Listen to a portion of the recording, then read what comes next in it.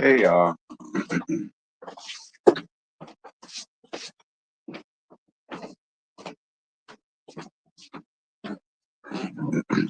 Child, I was up in here resting good.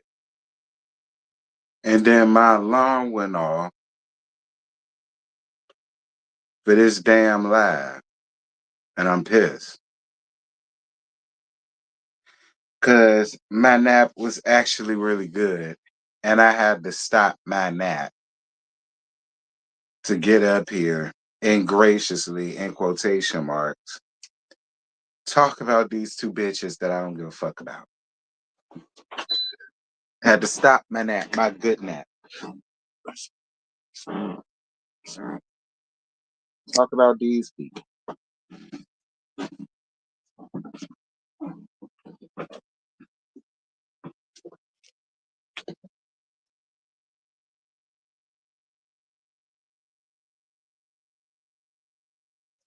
And when I say a good nap,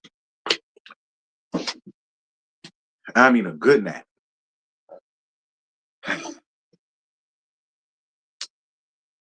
Just sit here and talk about prune juice and the 3 earring bandit with an Adam's apple bigger than his dick and balls put together. I had to cut my nap time short. Talk about these hoes. The both of them.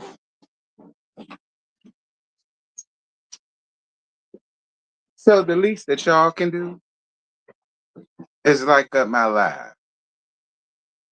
Okay? That's the least that y'all can do. It's like up my live.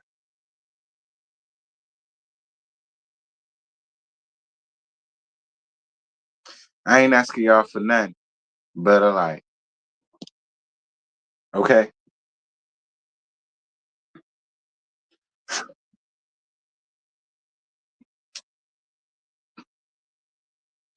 Because I could have stayed asleep. Only day old. And I could have stayed asleep.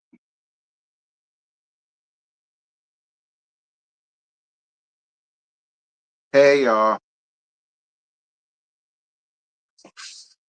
Well, I'm going to leave some more ladies and gents till I cut my live.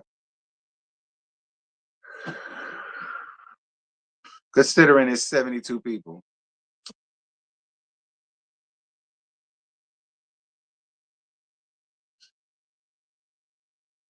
Y'all know I don't fool with these two people like that. And then this interview got the nerve to be a damn 2 hours. To sit and talk about what for 2 damn hours, Carlos?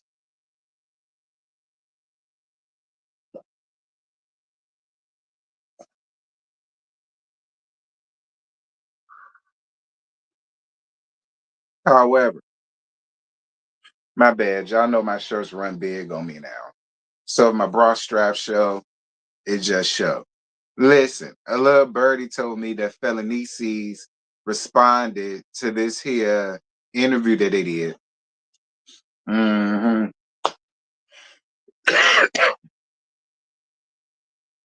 Child. That's what Juanita and them said, bitch. Juanita and them said that he responded to their smear campaign. Mm.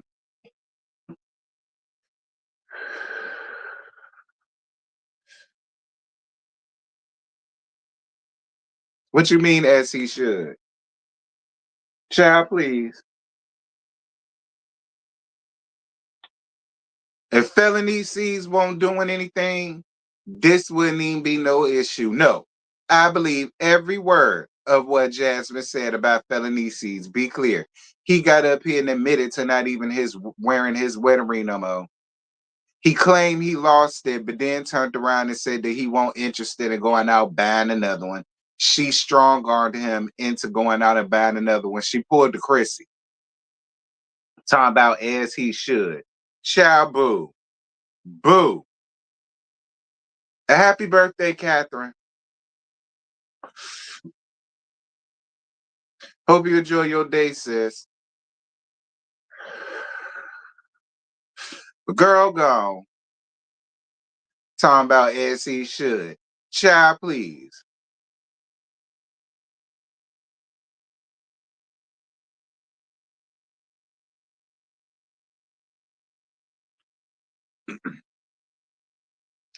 Y'all think I should interview Jasmine?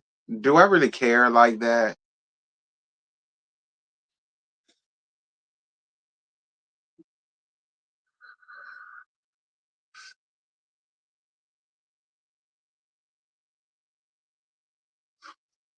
Yeah, y'all make sure to show Catherine some love, child. It's her birthday, Hanny. Today her doomsday because she's in her mid-30s at this point.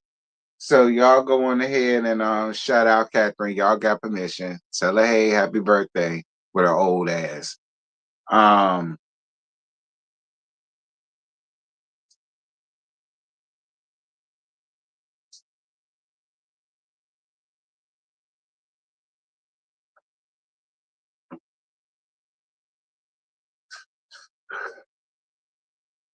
well, y'all know I don't go to nobody asking for no damn interviews. They gotta come to me. That's how I roll. So nobody could ever call me thirsty. Y'all know they tried that shit with the Lexi interview. Tried to call me thirsty. How? She came to me. How? So that's why I don't go to nobody. So no, if she got a story to tell and she want to come around here, she'll hit me up. I ain't finna hit her ass up.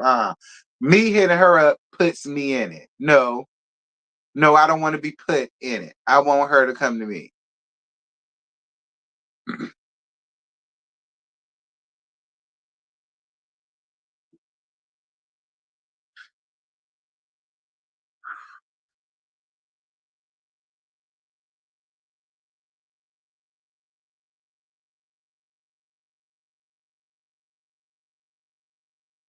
Child, please. Your mid-30s was when you hit 35. You're 36. You're officially your late 30s with your old ass. I start at the 10-minute mark, y'all. If y'all wondering, we only 9 minutes and 26 seconds in. So I got more time to remind Catherine how old she is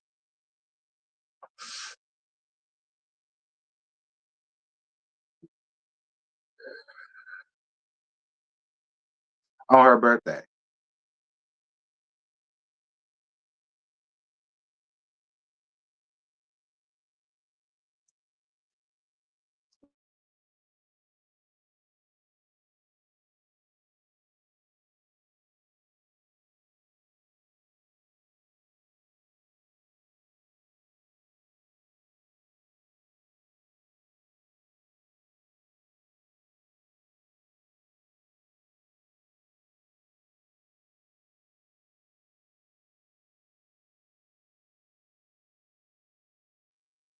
Catherine, is you home or no?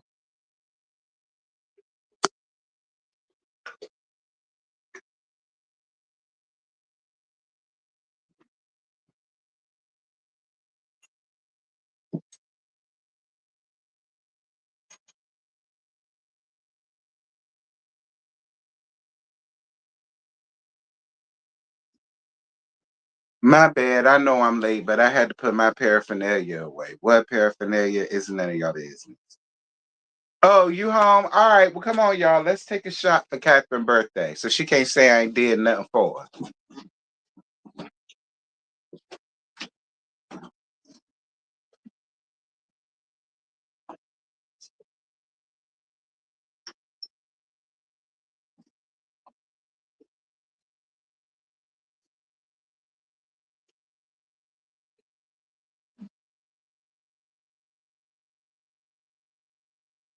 Oh well, bitch, you ain't taking with me. So fill up your damn cup.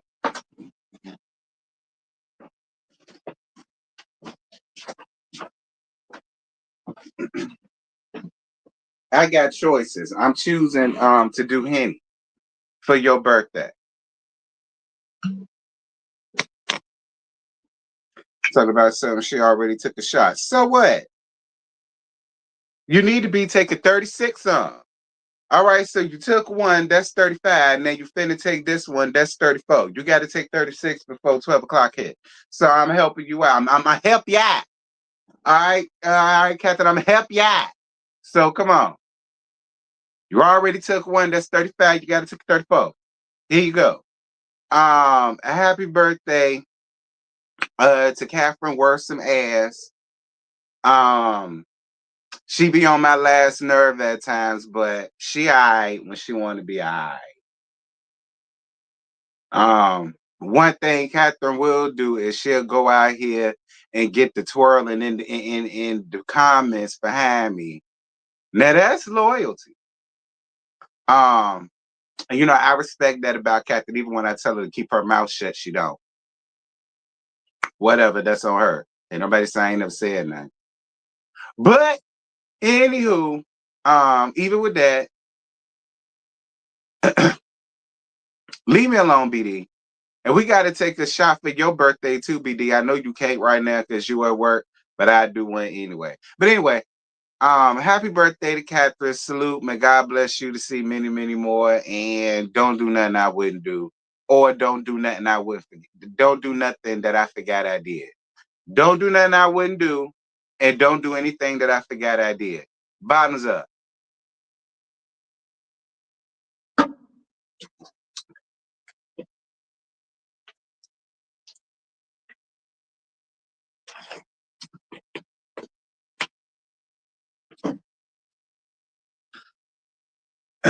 BD coming in here messing with me. Anyway, welcome everybody to Giving You the Realty Missionary Baptist Church, where my slogan is I mind a business that pay me. So if your business gonna pay me like this one is, I'm gonna mind it real good. And if it don't,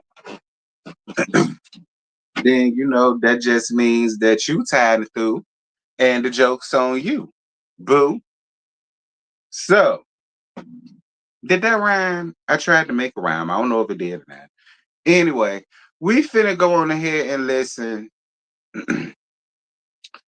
to the shenanigans that is the old stale-ass prune juice and the 3 earring bandit with an Adam's apple bigger than his dick and balls put together hard.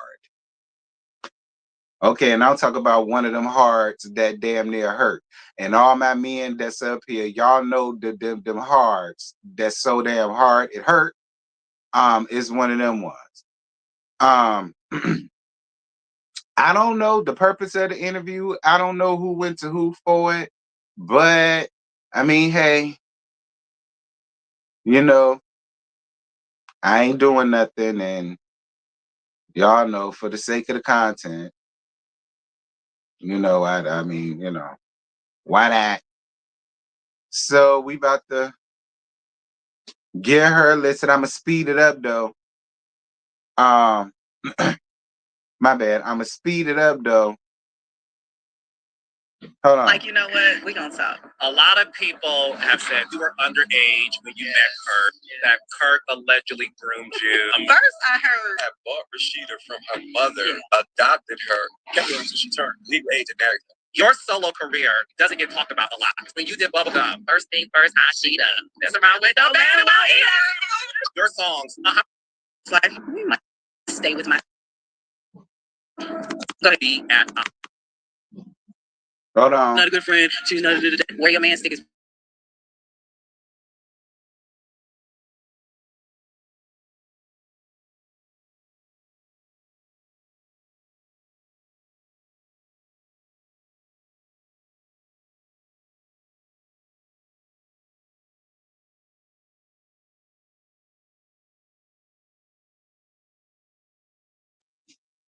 All right. So like I say, this shit about an hour. I gotta spare it up. Because it's 2 hours. I said an hour, I'm lying. It's 2 hours. So I got this bitch sped up. I am not sitting up here for 2 hours listening to nobody's Kirk or Rashida. I'm not doing it. So deal with it. All right, if they get up here sounding like chipmunks, on Tourette's. Oh well. All right. Because we got to get through this thing so we can get out of here because I do got stuff to do tonight. So yeah. So here you go.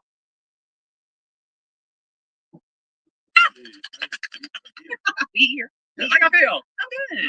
Why take 2 years, Kurt? I mean, so I was even Kurt like Kurt. I'm texting Kurt. I'm like, we're family. Period. Listen, I have been wanting y'all for 2 years. Y'all are finally on the couch. I'm gonna ask Kurt this. Okay, ask Kurt. Kurt, why take 2 years, bro?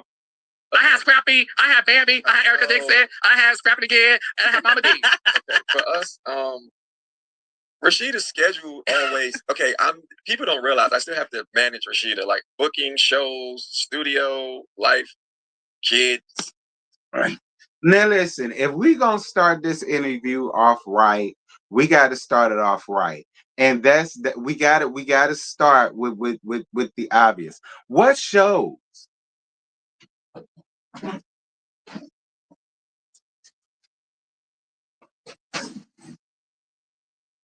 What shows, sir? I hope you was talking about past tense. Hold on, y'all. I gotta do something right quick. I hope you was talking in past tense. You know, you had to do shows, you had to book this, you had to book that.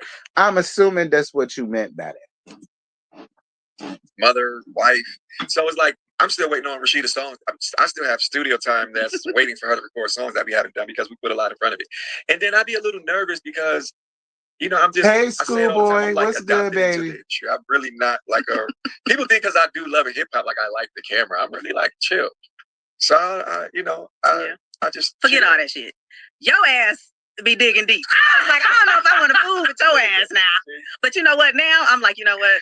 We gonna talk. We gonna have a. Oh, it's because I did a couple of y'all friends interviews and y'all saw how that went first. And y'all like, oh, that's cool. No, just because I know your ass. Okay. And I told you. I hit you before. I told you. I said, listen, we coming. Don't worry. You did. So in Kirk's defense, after 16 months, Kirk said to me on a random Saturday, yo, I got you. Next year in 2025. So on January 2nd, 2025, I sent the motherfucking damn. I was like, are you ready? He said, damn, Lowe's, give me a few more weeks and I'm fine. But listen, all jokes aside, we are friends in real life. You may not be friends with the cast. We're friends in real life. We're friends in real life. Because apparently you're not friends with your castmates. We're friends with certain I am friends. Okay, you know what I will say? What? Okay, and I don't know if you agree to this, but there's levels to friendships. You know what I'm saying? So I just think that the lines get a little blurred with people sometimes when it comes to the levels of friendships. Because, I mean, when you work with somebody for 10, 11, 12, 13 years, you're going to develop some level of some type of friendship. You got a co-worker relationship, and then some people you fuck with on another level. You know what I mean? And that's just what it is. People just need to know and understand there's levels to friendships. Now, this is what I will say. Prune Rash do got a point. Okay, Prune Kosh. Y'all remember Nancy had Prune Kosh?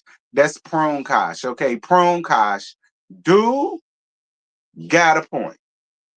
There are levels when it comes to like calling people friends and shit like that. You know, sometimes you got to say, yeah, that's my friend, meaning, loosely meaning and stuff like that. So I'm not gonna lie, and I do agree with her on the fact of when you work with people for like 3, 4, 5, 6, 7 years, like even if you may not like them, like Tom at it, you know what I mean? Like you get my drift. Like I do kind of understand what she's saying a little bit, but fuck all that, because I always thought that you and Trash Can Yan were friends like that. Like you making it seem like y'all won't cool. Y'all only got cool when they decided to get on Atlanta, and it was a good look for the OGs from New York who's married to be cool with the OGs of Atlanta. You know what I mean? I don't know. Was I the only one who felt like Rashida and Yandy was really friends like that? Because I thought that they were. I thought that they were actually did have like a friendship outside of Love and Hip Hop, outside of the cameras, even though one lived in Atlanta and one lived in New York. You know, I still always just thought that they were friends for some. That's just me.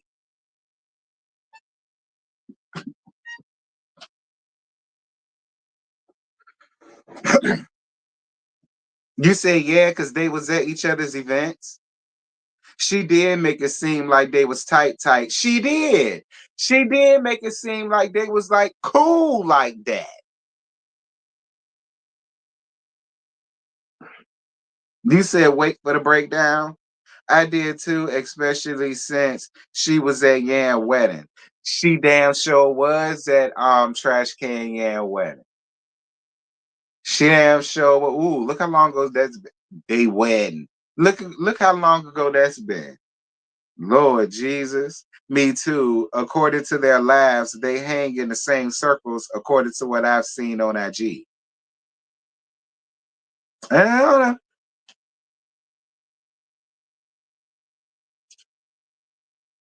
Not Yandy's not getting married ceremony was beautiful. I'm done with y'all. Are we friends in real life, or is it? You just said we friends in real life. From my but we have friends on the show. We will not tell you we have friends. I mean, I can name just. If I had to just think, I'm gonna say Scrappy, Jock, Spice, Sierra. Yeah.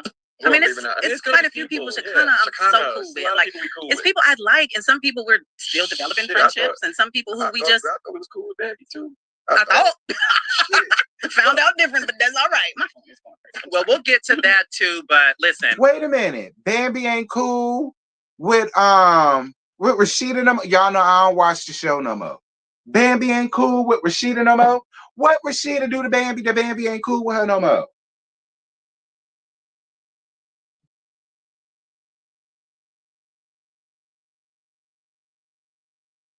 Listen, hurry up and tell me y'all type faster than this dealing with love and marriage Huntsville.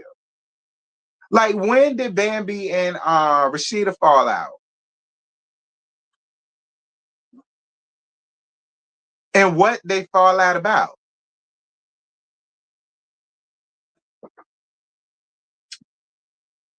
No, because they laughed when Spice said Bambi only have 11 strings. Oh, the usual. They took Spice side. Oh. I want the world to know the real Kirk and Rashida. Not saying what they're saying isn't real, but I knew you guys before Love and Hip Hop. Absolutely. You know, I've been to your homes. Yes. We partied together. Yes. We hung out together. Yes. You know, the Atlanta community, when it comes to just like the celebrities and whatnot, it is intimate and small. It is. And before reality TV got that boom, you two were always solid. Just always solid. You are honestly not only one of the most prettiest women I've ever met, but you know that. Thank you. Pretty. So sweet. But you've always been so nice and humble. And you've always been so cool and chill. And one thing that I always saw before the cameras was Kirk always pushed you to the forefront to be the star. And when I learned that you two were going to do Love and Hip Hop, I'm like, Kirk is going to... Just so y'all know, in real life, Kirk don't say two words. Like, Kirk is cool as shit and he fun all that. But Kirk is one of those men who's like, I'm in the background, my lady's in the front. So I knew you was going to be great. I was like, I don't know if this is work for Kirk, because Kirk always been like very reserved. So before we get into Love and Hip Hop, I want to start off with the two of you. You know, Kirk, you work in the business for a very long time. Talk to me about your legacy, because people don't know that you've been in the business. You are this hip hop impresario that has done a lot in this industry that I feel like a lot of people just don't know about. I mean, for the business, I started in '94. I created my company in '94. Kirk got a company? Yeah, he do. Wasn't it D-Lo Entertainment? Wasn't that what it was? You know, we only heard about it in season 1. Maybe 2. 2 Shri, somewhere around there with that girl that was a late lesbian. But we ain't never heard about it no more. I ain't think I ever hear about D-Lo Records again. D-Lo Entertainment. I ain't think I was gonna ever hear about D-Lo Entertainment. I feel all about D-Lo Entertainment. And my first group was the Capers, which was Rashida, KP, and Kiki at the time. And this is, you know, music is starting to happen in Atlanta. You know, Atlanta's starting to move and shake and bake. And at this time, I think not long after that, I had D-Lo Studios, which became like a hub. And I became the place where people who didn't have a lot of money to record would come, and even people with big budgets would come. I would cut deals lower than the big budget. So if you had 100, you give me 80, I'm still throwing you 10. So I started working deals like that. We literally popped out the gate, and we popped it from day one. I wound up selling that studio to one of the Hawks basketball players at the time, Alan Henderson, because Do It came out. And at the time, Do It was like the #1 record in Atlanta, and everybody came to the studio, wanted me to sign, and then that became like, are you coming to work or are you coming for me to sign? And it was like getting to be a headache because everybody wanted you to sign. And at that time, I wasn't ready to sign everybody. So that I was kind of close with Jacob York at the time, and Luda recorded his joints at my studio, Pastor Troy and Attic Crew. We was hooking up everybody. Okay, Kirk. See, Kirk, I didn't know all that. Okay. All right. I guess, Kirk, I ain't gonna hate on it. We ain't know none of that, though. I didn't know none of that. I ain't gonna hate on the hustle, and I ain't gonna knock it either. All right, Kirk. It's nice to know a little something about you, because we damn sure did. I did it. I can't speak for everybody else. I didn't. So all right. You know a couple people, I guess. Right. So we were kind of behind the scenes making things happen, and always they took care of us. So, my posters and a lot of things, I don't really brag about it because I don't feel like I have to. I mean, you ain't gonna get paid unless you're doing business. So. And how did it come when it came to you getting introduced to Kirk? Because you was on your grind, and did you always know that you were going to be a star? What's one thing about me is I always was different anywhere I went all the time. I used to be a gymnast. I played basketball. I played softball. I did all these different things. Everything that I did, I always kind of excelled in it. You know what I mean? So it's like I always felt like I would be doing something. I mean, when I was young, it wasn't a big, huge hip hop scene like that. So that wasn't what I thought, I would be doing. But, after a while, I kind of figured like, yeah, I'm going to be doing some shit somewhere. And that you did. Yeah. So how did this come about? Because I want you to address the rumor. A lot of people have said, Kirk and Rashid, I'm sure y'all saw it, that you were underage when you met Kirk, that Kirk allegedly groomed you. First, I heard what you did. My mama sold me. Right, so I supposed to have bought Rashida from her mother, adopted her, kept her until she turned legal age and married her. Meanwhile, I heard that too, bitch. I heard that too, motherfucker. I did. I heard that too. Actually, was that the first one I heard? No. The first one I heard was that was it the first one I heard? No, the first one I heard was that you picked her up when she was 17, I think. I think it was 17, 16, 17, one of the two. And it was like some R. Kelly shit going on with that she knew about other girls and stuff like that you had going on. Because wasn't that around the time when you was trying to talk to the brat, Shantae's butch queen ass?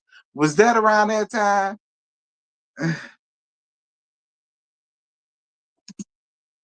26.5 years apart. I mean, the internet.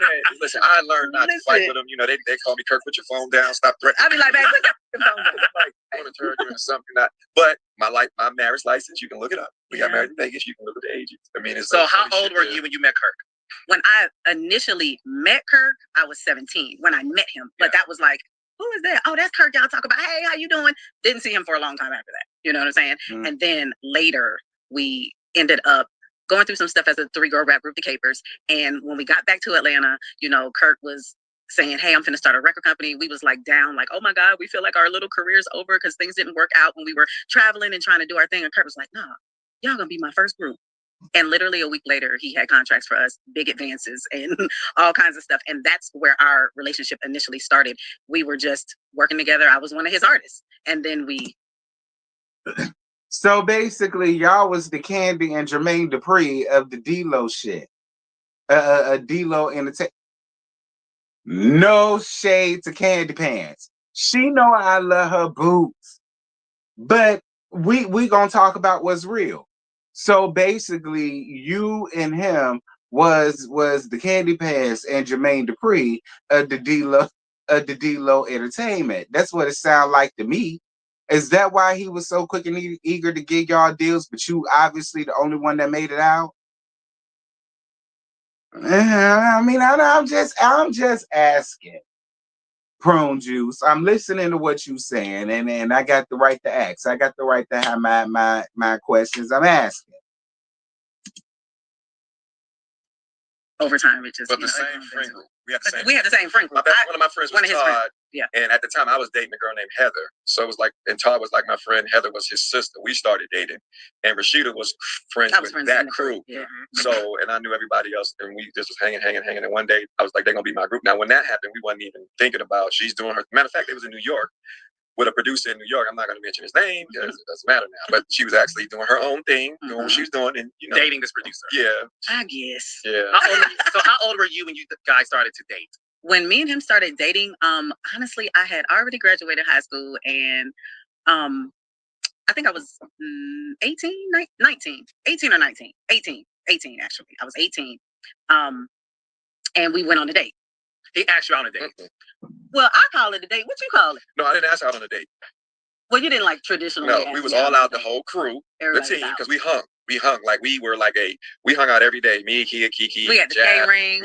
He won't say who the producer is. He said it doesn't matter now.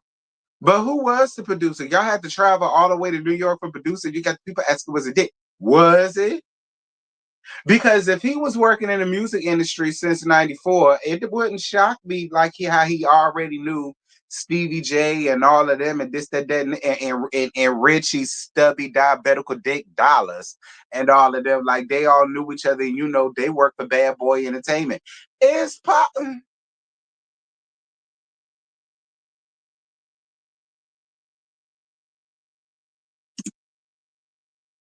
Yeah, so we hung, all my friends and all that stuff. So we was eating one day, out eating at the Waffle House, right? I told you so many times. This is people make this up. You want to know the real story? Let me tell you how this happened. And I ain't even gonna get into it. She was kicking my foot on the table. And I was because I had got the tea. Yeah, I'm like, who keeps stepping on my damn sneaker? So I'm getting mad, and she was kicking my foot, trying to give me the hint. But I'm lame at the time. I'm not catching on. I'm thinking, somebody stepping on the sneakers. So then we went, I drove a van because we all would get in the van and like ride around, and they would smoke weed. They was young. It was like Snoop Dogg time. They was doing their thing. Right? We was in Atlanta smoking chronic. So I dropped everybody off, and me and Char was about to go somewhere, jump in the van, and she pulls back up in her car because she didn't stay that far away. This is on Riverdale Road. We Southside. So we College Park. That was all us. Little JD, we 2 Chainz, we Southside, right? So she pulls right back up, so she left her keys in the van. So I'm looking at the van like, ain't no keys in here. What you talking about? She was like, you gonna give me the number or what? And I'm like, Rashida, don't you being fast? First off, let's back this baby the hell up, because I am. So Rashida, you was hot. You had your hot pocket in your hand. You was willing. It's giving Brit Edie, but whatever. Getting out of my car on my way home, I'm going up the steps of my little apartment. Shout out to Willow Way on Riverdale Road. So one of Kirk's closest friends' niece was like, Rashida, girl, let me tell you, my uncle like you. So I'm sitting here like, which one are you talking about? What uncle you talking about? And she was like, my Uncle Kirk. I said, well, your Uncle Kirk like who? Me? Shut up, girl. So she gave me the ammo. So I said, well, let me see what's going on with Kirk then. Well, Kirk. So that's the reason why a little while after that, I ended up kicking his foot under the table, because I was under the impression that he liked me and just didn't say nothing. Because Kirk always been fine. No disrespect to your husband. But... Totally. No, he was. I mean, that always pretty. Kirk's fine. No, that. Well, the internet don't tell me that. They talk about Kirk and his 3 earrings, honey. Both real. But I don't have no earrings. Carlos, I don't appreciate you calling that man handsome, sexy, fine, and you want him on the low in front of his face, in front of his wife. Now, I ain't never did nothing like that, Carlos. Now, when I get up here and I'm doing this, that's one thing. But when I'm in an interview with somebody, I'm not finna give all that. Like, I don't. Let me ask y'all this, and I ain't trying to make it a deal. I'm not trying to make it a deal. I'm just asking. And y'all know I got a lot of male subscribers too, straight male subscribers, so y'all can chime in if y'all want to. Just keep it respectful. How would y'all feel if a man complimented you in that way? Or let me ask it for the ladies in this way. How would y'all feel about a gay male complimenting y'all boyfriend, baby daddy, husband, a nigga you fucking with it at the time? How would y'all feel about them saying that about them? And it doesn't even have to be in like a disrespectful way. But see, I just kind of feel like me, and I'm only speaking for me, I don't necessarily give all that. Now, if you my friend and you ask me, well, what you think about my nigga? You think he fine or whatever? Then I tell you, I'd be like, yeah, he fine. Or I'd be like, I mean, if you like him, I love it. You know, one or the other. But I wouldn't necessarily come out like, for instance, Tisha and Marceau. If I had them up here doing the interview, I wouldn't be like my husband this, my husband that, my sister wife, all that. Y'all get what I'm trying to say?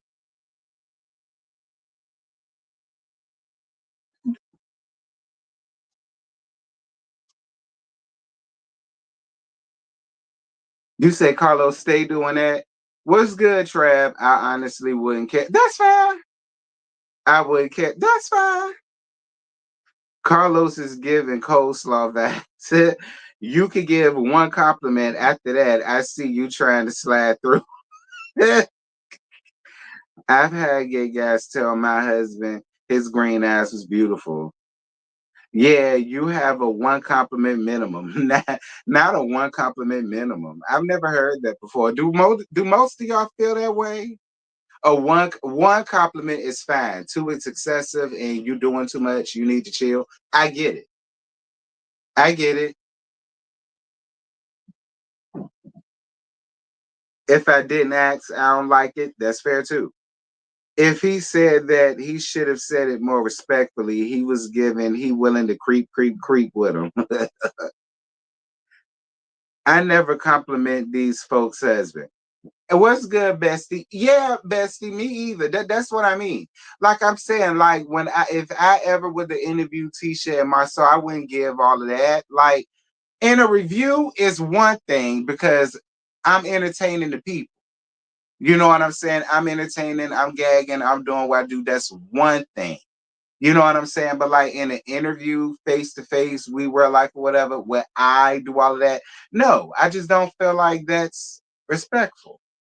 You know, as on a man type thing. Now, but then again, Carlos say that he's real friends with them. So maybe that's why, he doesn't mind saying that. And maybe that's why Kirk doesn't feel a way about it. Because they've been friends for so damn long and he already knows the boundaries. So he's just like, oh, whatever. This is just our first time seeing it on camera. That's why I say I'm not making it a thing. I was just asking for the people.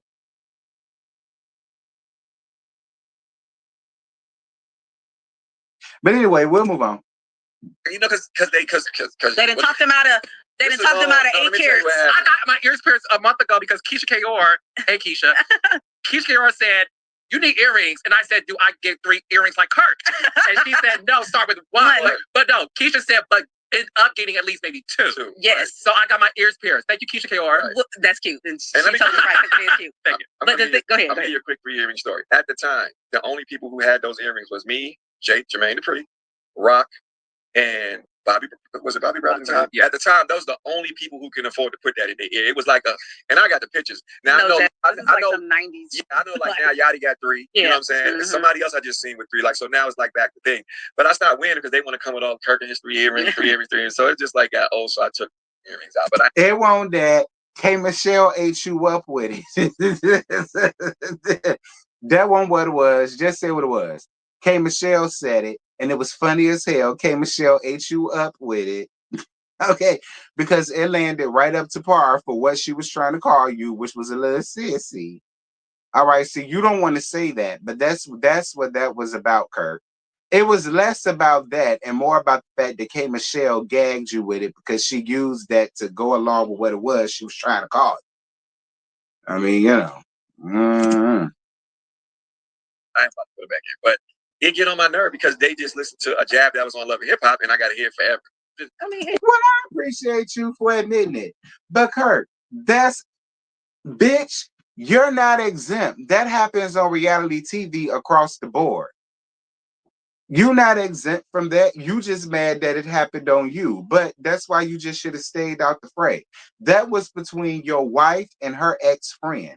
2 women. You just should have stayed out of that, Kirk, and then that never would have been a meme.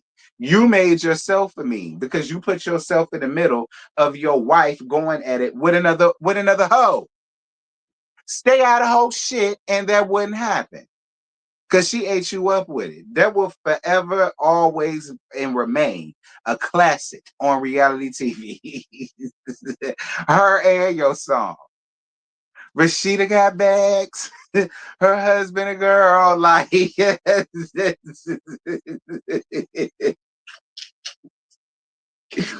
gonna move on. 14 years. It's fine. But no, I wanted to, because the thing is this. You two met at a time where Hey, the hip-hop Mickey, what's good, industry is very baby? different. And it's Shout not out to uncommon at all for an artist to date the manager. Right. Obviously, I'm glad you cleared it up and you obviously of age and y'all are 6 years apart. But when you guys started dating, was it weird in terms of doing that and then business at the same time? Especially you being in a girl group. Right, like right. Favoritism, and then people feel like, right, she's going to get all the attention now that she's Kirk's woman.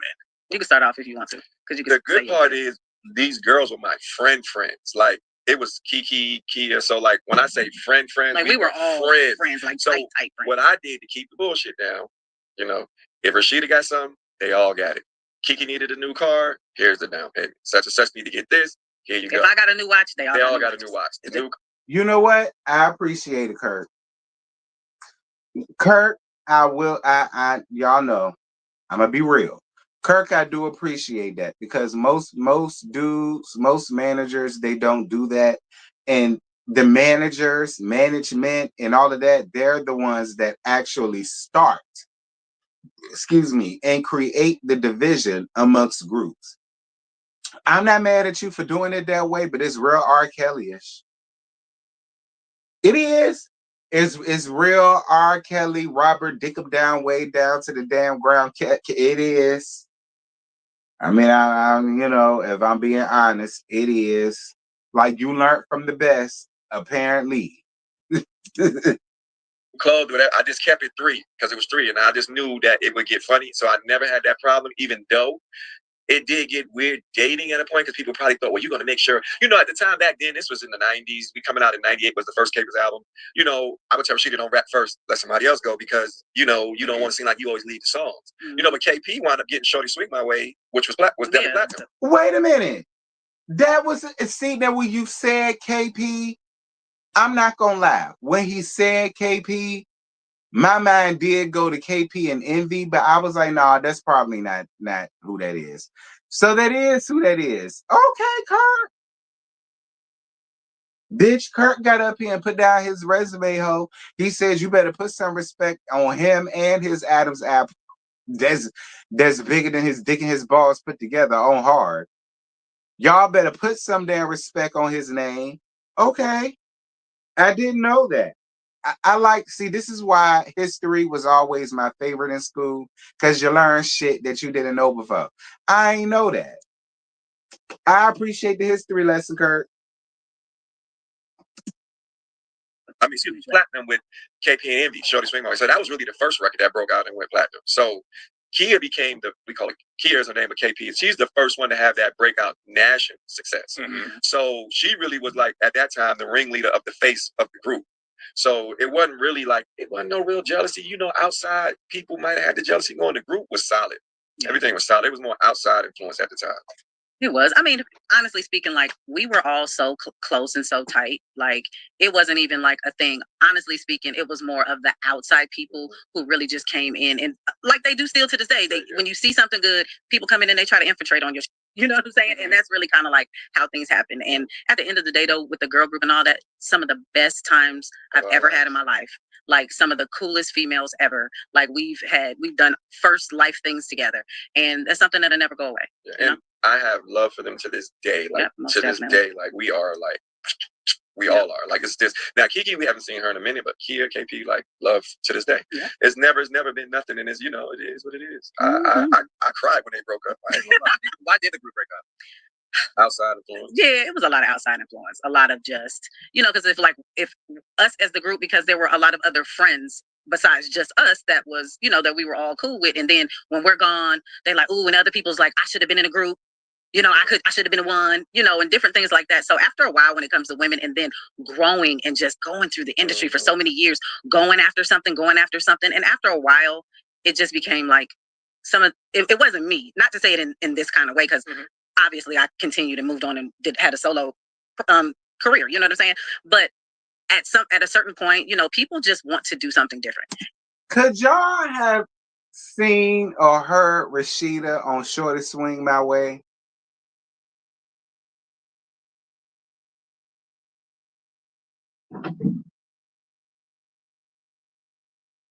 I mean, I like the song as is. I really don't know how I would have felt if Rashida was on. To be honest, and I ain't even trying to be funny because it's Rashida. Like, I honestly don't know if I would want to hear her on it because I like the song the way that it is. Like, but could y'all have heard that song with Rashida voice on it? Because that almost could have happened. Now that we listening to this, that almost was a thing. So could y'all have heard a Rashida verse with Shorty Swing My Way? No, absolutely not. Absolutely not. No, nah, absolutely not. Hell to the nah, to the nah, nope. Well, that's answers that. Move it on. And Kirk's not the type to be like, well, y'all gonna do this because y'all contractually obligated to make sure you do. No, he's not. He's like, if you want to go and you want to do something, you go right ahead. Because I came to him and said, well, I know the group is dismantling, but I want to move forward as my own person. Like, I want to do music. And he was like, I ain't gonna never forget. He said, first off, you're gonna have to learn how to write all your own music. And I was like, okay, I will. Because, having a 3-girl group, we had people writing for us. Ludacris wrote. Yeah, we had writers. We wasn't even writing. And I'm like, no, you're. Ludacris wrote for y'all? Wait a minute. Again, this is why I love history. I love listening to shit like this, honestly, because I never knew none of this. So Ludacris would have been responsible for writing a lot of y'all album and a lot of what y'all would have. That actually would have been dope. To be real, that actually would have been dope. Y'all probably would have been in the rap version of TLC. That honestly would have been dope.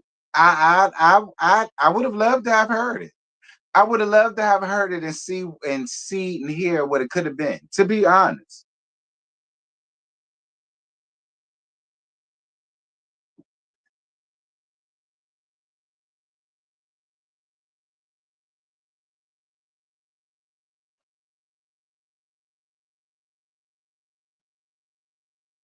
So did Polo the Don write for the Capers? I don't know. Kappas? Cappers? However y'all say that name. I don't know. You're absolutely right, which is one of the best things he could have ever done. That publishing. Because, baby, this publishing, that's why I told you I sit at a different table, baby. But we're going to get into that. Answer this table on the car keys, but go ahead. Yeah, we'll talk about them too. Okay. No, but for real, one of the best things he could have ever instilled in me. You know what I mean? And he also said, hey, okay, listen, are you getting in this because you want to be famous or do you want to be wealthy? Ooh. And when he said that to me, I was like, what you mean? And he said, because this is going to be a journey. It's going to be a trip. And if we go down this road, like we need to go down this road, then we will be wealthy. But if you just want to be famous, we'll go another route. I'm going to stop you there. And listen, you get a lot of flack online, and we'll get into that in a second. But I like to give props where props is due and give people their flowers while they're alive. What you said to her is some real because I say that to my reality stars when they start. Like, what's the end goal here? Because if you're chasing fame, you're going to get burned out because you're going to try to keep up with the people liking you, and you're going to constantly chase relevance. Now, if you want to get paid and be wealthy, I can help you. I can help you by understanding the foundation and the fundamentals of really starting a business, sustaining the business, promoting the business. If you got something to say, business in the backdrop. But controversy when it comes to your crash out will never equal into a cash buyout. There you go. So the fact that. Well, then that's interesting. So how do you explain Love and Marriage Huntsville? Because it started off being about business, them doing a comeback group, them doing something amazing for the city of Huntsville. And that would have been an amazing thing to see 6 Black people who are couples, who are married, that know each other, put home and apartments and hotels and storefronts even and things like that for the city. Like, how did it go from that to what we got?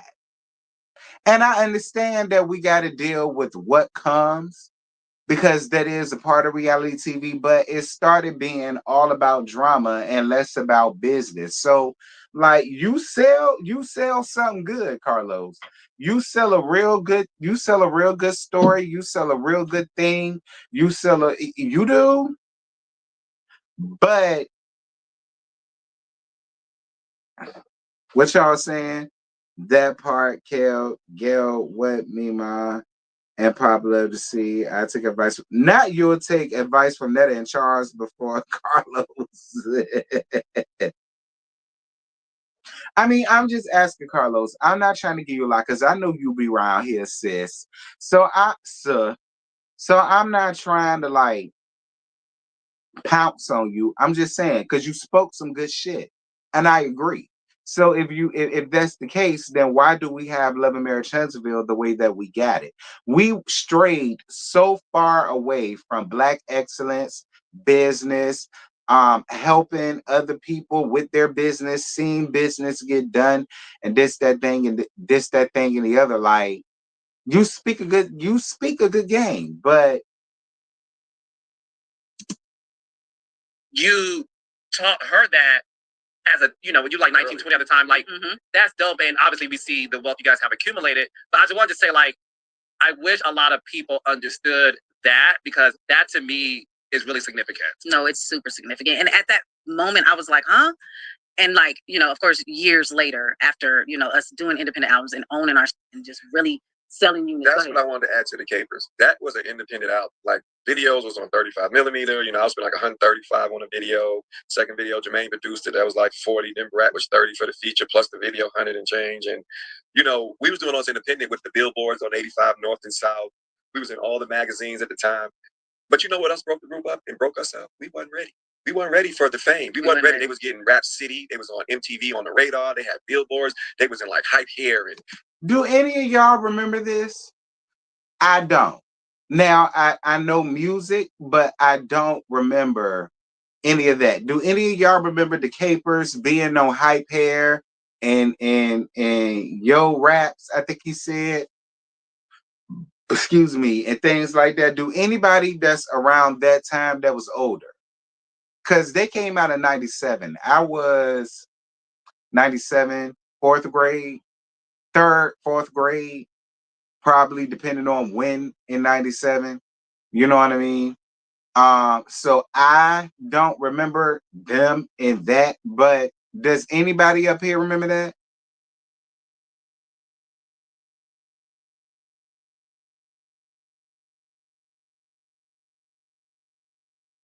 Nope, no, I don't remember seeing bags in none of the magazines.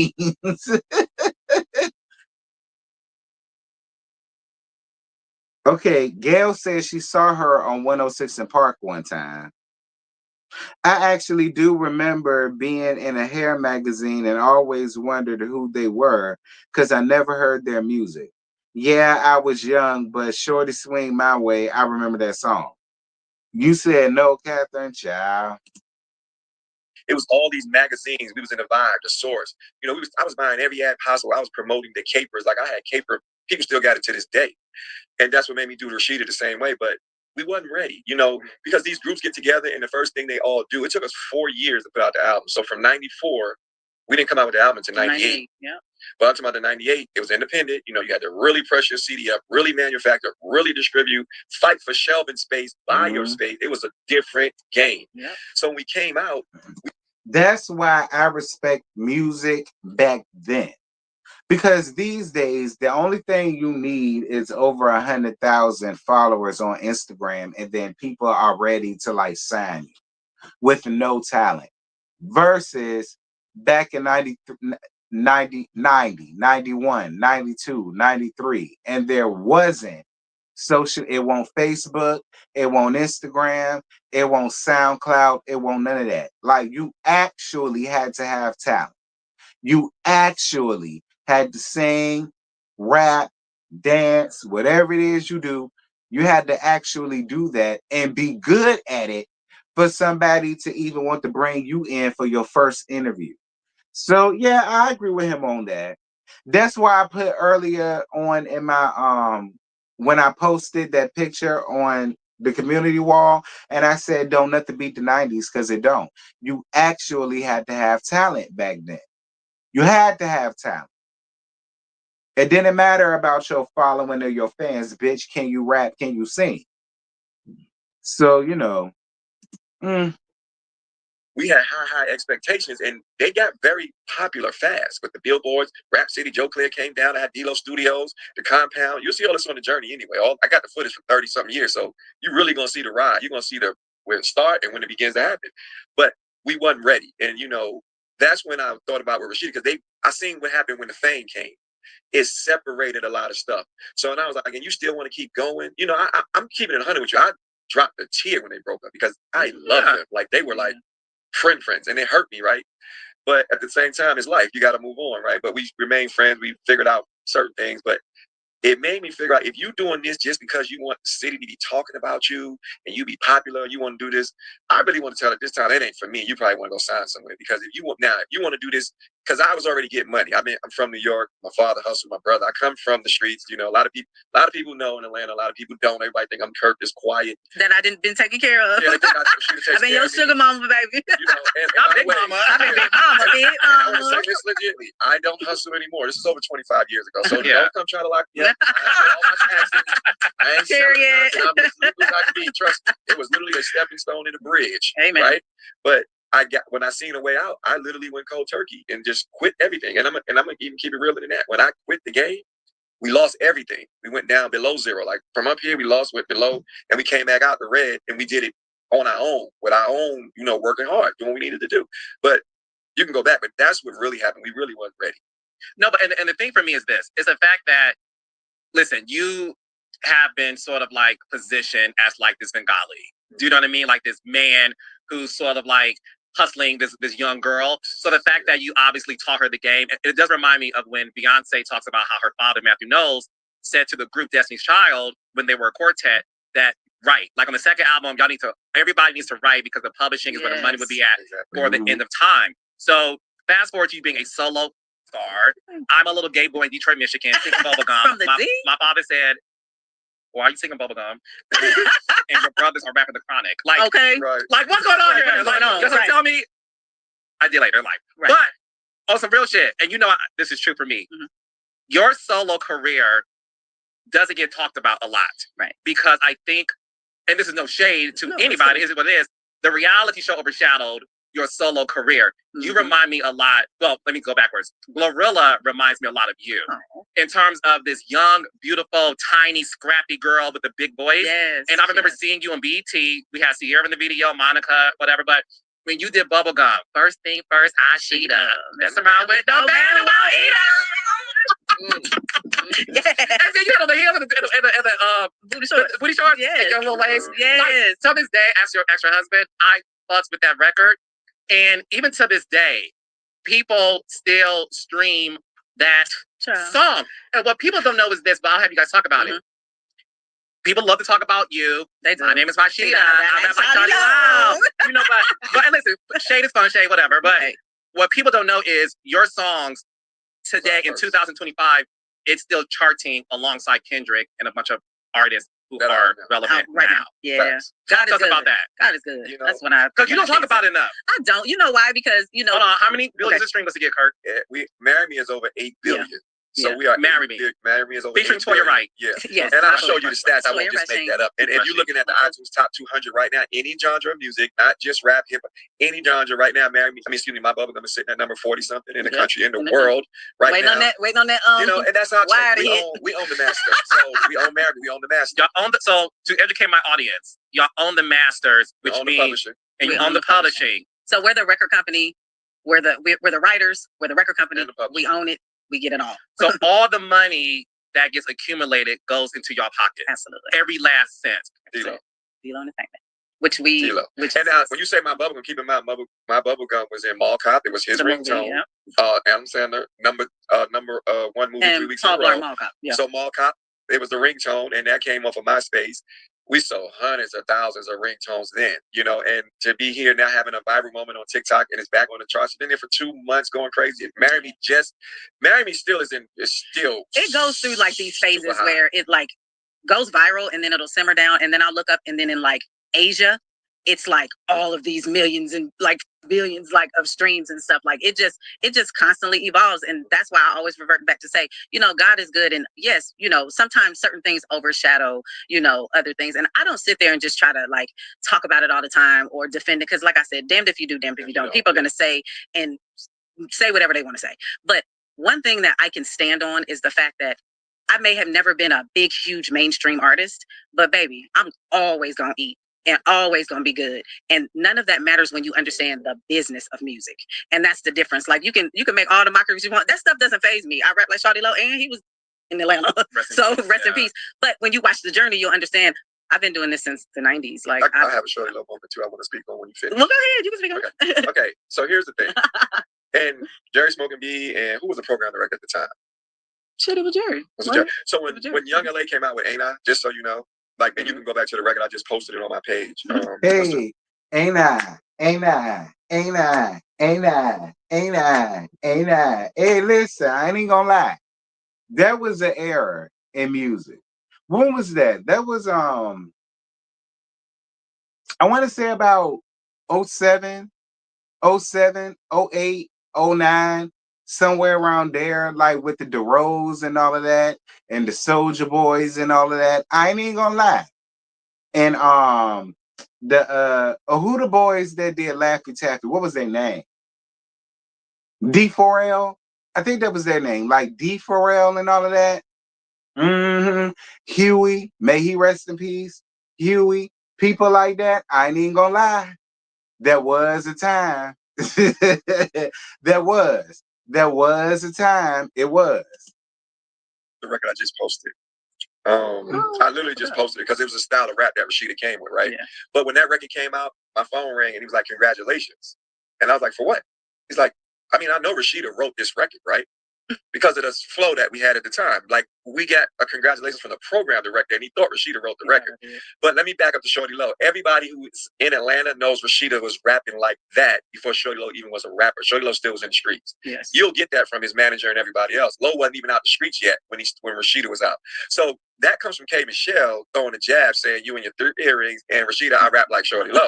So now since they watch Love and Hip Hop, people take it and they run with it. But now here's what I gotta say. I have to thank her for that, because I mean, we're 8 billion streams later. We're on the charts today, and if I look back and say, where are they now? I'm not being shady, but I'm just saying, if she wouldn't have did what she did, we wouldn't have that "I rap like Shawty Lo." So I give her props for that, because I gotta listen. Let me tell you something about her, and I say this all the time. Her mouth is witty. I ain't trying to fuck with her. I'm 3 earrings, and Rashida's rap like Shawty Lo. So her shit has lasted the test of time. I'm gonna give her 2020. So I'm giving her 13 years, baby. Of accumulation. So we had our different. I can respect the fact that y'all know. I just sat here and said that. Still to this day, I told y'all, that is forever and always will be solidified in reality TV history. Period. She ate y'all down with that one. And then it was what it was, but I ain't torturing about it. But I'm like, God damn, you had a dig. They still digging on my ass. The thing for me is, listen, I always tell people, the lasting iconic memories of reality television aren't fights. It's the shade. It's the wittiness of someone's mouth, right? Yeah. So how much money do you think you made so far off of this Bubblegum and Marry Me Alone? If you have to guess. I mean, right now, the one that's on the charts is the one that you buy. Now, my streams is out of here. I mean, we do millions and billions of streams. That money is smaller. But that money is smaller because streaming money really ain't a lot of money for artists like that. So, okay, this is what I will say. When you start getting up in those numbers in the hundreds of millions and the billions, then the math be mathing real good in streams. You know what I mean? Yeah. Then you like, okay, this was 100. this was 6 figures, this was this. I mean, and it varies because, it'd be a lot. Millions of dollars. I mean, we didn't cross that line. I mean, also, like, Marry Me, you made millions of dollars. But you have to realize, too, Rashida is really the underground queen of licensing music. You know, the United States of Terror, CSI Miami. Because I have so many songs that have been on television that people don't even know about. Wait, hold on. Let me finish my list. Keep running your list. Keep running your list, baby. Run that shit down. Rashida's songs have been featured on movies and TV shows. Right. So when the PSP came out, Vibrate was the only song on the PSP that shipped 1 million. We kept 10% of the publishing. We got a nice royalty from Sony. I didn't know that. And then Vibrate's been on many shows, but I left out Bobby Shop, Beauty Shop, The Fog, Lincoln Heights, United States of Terror. So while everybody Robin Big, The Fabulous Life of, all these different shows like MTV Cribs, all kinds of stuff. One thing about me, I'm not a hater. I'm not a hater. I didn't know that. Shout out to you, Rashida. It makes sense how y'all are able to stay above water and what y'all got going on. And that's no shade.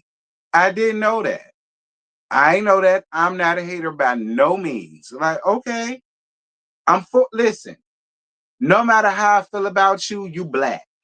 You black, he black. You black, he a nigga. He a nigga, you a nigga bitch. So I'm gonna root for y'all, period. So, okay, cool. I ain't no hater like that. I ain't know none of this. I'm for it. Like, we was like low key. We was pinning those records in the house, and they needed a song. Like, I would do a song. We'd be up 2:30 in the morning doing a song. We would mix it down, master it with the mastering software in the at home in the computer, and we would ship it to the label and sign off by the next morning. They needed a song in by 3 p.m. We would get up, go do the song, and ship it to them. Yeah. Oh. So real talk, because y'all are very humble, and I feel like sometimes y'all pop your shit. Are you two the most wealthiest couple to come out of the Love and Hip Hop franchise? Or people in general? Wealthiest couple? The wealthiest people. Is Kirk and Rashida the wealthiest people to come out of Love and Hip Hop? This is what I would say. I can't count nobody pocket. Okay? Right. But what I will say is, if I don't want to do nothing, I cannot do nothing. Nothing, yeah. If I want to just... That answers everybody's question. Why is Rashida and Kirk still here? Well, that answers our question. Because she ain't got to do nothing. If she don't want to do nothing, she ain't got to do nothing. Now it makes sense why she skated along for so many years without having a storyline. Hitching herself to everybody else's storyline and what they got going on. Now it all makes sense. I appreciate that. So you know what? Everything. I don't want to do that. You'll be set for life. I'm good. If you two were to retire today and never work a day in your life, y'all will be good, and your kids will be good. But let me say this: at this point in time, 2 of my kids' house is paid for. Yeah. So we have 10 properties. Well, we about to have 11. I'm about to buy 11. Let's talk about 11. Yeah. So we got 10 properties. We got 3 commercials. And you got to come to Bahamas. We got no mortgages. So I was literally going to Bahamas 2 weeks ago. We got a house there. You can stay there. I'll have my property manager come open it for you. It's over $1 million change. It's paid for. So it's not that. It's not bragging or nothing. But I mean. People say I'm nonchalant, right? And I act like I don't care. But maybe because I just be looking at the numbers and it's like, well, they say, whispers. Yeah, it's like, and you don't have, that's one thing I would say. It's like, so when they be saying all that stuff, sorry about this, y'all. Excuse me. No, do your thing. You working, bro. Sorry. Because I saw the car you pulled up in, one of many. and on some real shit, it's the dream car I have on my mood board. That's my 5th one. Yeah. Damn, okay. I mean, that's my 5th one. Rashida, write a song for me. So, Rashida, can you do the theme song to Reality with the King? Oh, how cute. I would love you to do it. We got to do a little bop for you because you deserve it. You have literally really been rocking with me for a very long time. Unlike some real, and I love not like some fake Hollywood Atlanta shit, like some shit. No. And that's the reason why, look, I wanted you two to come on because I see everything happening on social media. Mm-hmm. I love the fact that you two don't give a fuck. But I do see a lot. And the reason why I'm like, I can only do so much when it comes to my personal conversation with people in the streets. Right. Like, is Rashida that stupid? Is Kirk really whatever? Right. I wanted to invite you two to just address anything you want to address. So, doing Love and Hip Hop, Atlanta. Obviously, it was an opportunity for me to work with Mona and to do something in the city. And when I learned you two were joining, I was like, this is going to be crazy. Right. And what made you guys decide to do that? Because you two live a very private, fruitful life. And do you regret doing the show? I definitely don't regret it. I don't regret anything because in every situation, there's learning lessons and it builds character. And, I don't like to live my life with regrets. Even when it comes to like certain things that happen and I'm like, why? Then I'll be like, you know what, Lord, teach me. You know what I'm saying? Teach me, please. And let me grow from this. But no, I don't regret it at all because what I will say is this. One thing that people have to understand is going into Love and Hip Hop we had no clue it was going to become like a cultural phenomenon at all. Like, it was green. Like, for real. And one thing about us, though, is like the music industry, we have been doing that for such a long time, and we looked at it as an opportunity to try to elevate, as a springboard for us. We went into it with a plan. And that's one thing that I tell all these people who try to join onto this franchise, because everybody's always like, we like Kirk and Rashida, contrary to what people think. And everybody comes to us for advice. And I tell everybody all the time, don't let this bullshit overshadow your end goal and what it is you need to do. If you don't have a disciplinary bone in your body, this ain't gonna be the one for you, because you're gonna easily get distracted the wrong direction. Go into this shit with a plan and execute it. And that's exactly what him and I did. Like, we sat there and we said, okay, if we're gonna do this, because in order to be a millionaire, which you need 7 streams of income, right? Okay. So we looked at this television opportunity also because we're thinkers. And at the time when Love and Hip Hop Atlanta was coming, we was like, reality TV about to be the shit. We better get on this boat while we can. Friends who did it. Yes, because of course, with Candy, I'm sitting here with her, talking to her about Housewives. Like, girl, you better do that. When she got the call, I was right there with her. Like, I'm like, yeah, we was right there. Yeah, because her and Rashida was on the road. They did Peach Candy. We were a group. Candy wound up coming back Peach on the Candy road, entering the music, because we was booked every weekend with the mixtapes and doing the stuff. So Candy came with us and started coming on the road with us. Yeah. So wait, so you and Candy were in a group? Yeah, we had a group called Peach Candy. Yeah, I didn't know that. Yes, I didn't know that either. Like I said, I'm always here for the, the history of it all. I didn't know that. Did y'all know that? I didn't know that. This was prior to reality TV, baby. Neither one of us were on Pharrell television. wanted to sign. It was 3 of us. It was me, Candy, Don Vito, and Rashida, 4 of us, right? Yep. And we all were like, Pharrell wanted to do the deal. Don Vito didn't want to do the deal. So it was in the middle of a tug of war. Pharrell, as in Pharrell Williams? Yes. Their song was in rotation. He wanted to do the deal. We had a partner who didn't want to do the deal at the time. So it was like Candy and Vito and me and Rashida, and Candy's very supportive. Candy is a real G, because Candy come with her money like a dude. Because I respect. I got that coin now. Every time we needed to pay for something, Candy had no slack, she come like a dude with the bag, right? So I loved her for that, because I was like, I wish you was my sister in real life. You do stuff like I do it, and I love the fact that she handles her business like that. So, but Peach Candy, I probably Peach Candy song's probably gonna start blowing up, because they right at that point where people starting to listen to them. So that's insane. Because so you decided to do Love and Hip Hop. You did the show. Let's have a real conversation. Okay. I was a part of season 1, and I think all of us were just like, we're just gonna figure this out. We were. And I'm speaking in terms of like the producers. Right. Yeah. Because at the time you did Love and Hip Hop Atlanta, DJ Drama and his girlfriend at the time were going to do the show. And don't know if you guys even knew that. I know that. Okay. And when we lost them, they decided not to do it. Which y'all don't know, maybe I told y'all already, so whatever. The producers were freaking out. Like, we don't have DJ Drama or his girlfriend. What the f is the show gonna be, right? Right. And so that's what I'm being honest when I say me, Mona, Stephanie, like, we all were just like figuring it out. And Mona's a genius who always had the pulse of this industry, because this is her industry. And I was a student learning from Mona. Like, I don't know nothing about how this shit operates. And Mona was such a genius because she understood, like, I know it's gonna get people talking. Long story short, this Mimi, Stevie J, Jocelyn thing came out of nowhere, and it blew up. And I remember being at Houston's on a Monday night, right, at like 7, and Rick Ross was at Houston's, and I remember hearing Rick Ross say, "Damn, we gotta go Love and Hip Hop about to come on." Yeah. And this at the time when like, you watched TV at the crib, exactly. You watched it then, and you called all your friends, and y'all had a party watching it. Yeah, and I remember being there like, Rick Ross is leaving Houston's to make sure he's home at 8 o'clock to watch Love and Hip Hop Atlanta. So when the season became a bona fide hit, it was one of the first seasons in a long time where every single episode the ratings increased, and then the reunion happened, and boom. Did you guys feel like, okay, you two plus Scrappy were probably at the time, and K Michelle would say too, kind of the most recognizable. But the Mimi, Stevie J, Jocelyn thing took off. Was there ever a moment that you guys felt like Stevie J, Mimi, Jocelyn overshadowed y'all?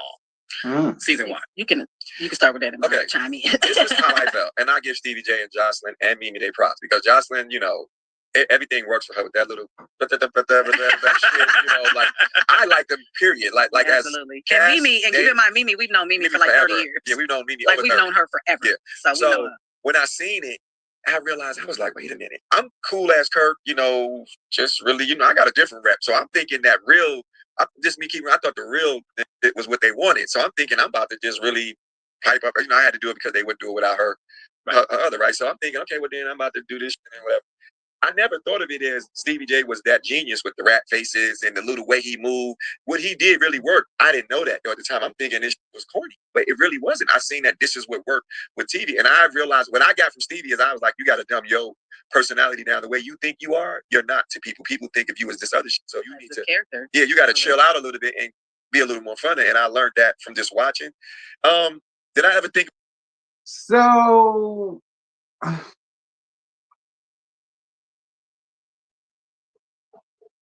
So is that where Jasmine come from? And you screwing her and all of that, and then Rashida gets pregnant, and then you felt the way about her being pregnant, feeling like she cheated on you, and then you sneaking off to get a DNA to like. So did all of that come behind Stevie J?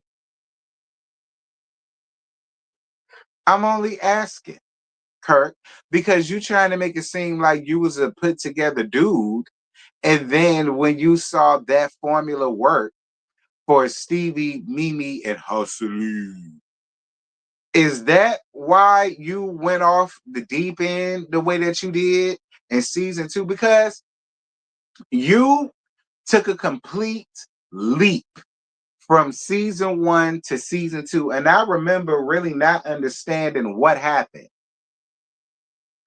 I completely remember being one of the ones that didn't understand what happened between y'all, because it was cool season 1, and you had her back with Kate Michelle and all of that down to the reunion. And then season 2, she gets pregnant, and then you like, well, you must have did something on me, and yada yada yada yada yada.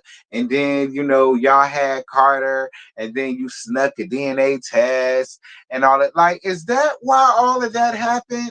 Because you saw that it worked for them, and you felt like y'all had to like do something. And if that was the case, then yeah, y'all did feel away, and y'all did feel like they was overshining y'all, and so and so and so, which will make sense as to why y'all did what y'all. It would be like checkmate, like we're gonna catch you. That happened in season 2, right? Season 2 was a hot time. Oh, was it 3? What was it 2 or 3? It was 3. So by 3, we knew. By 1, we knew by episode 5 that okay, we need to shift.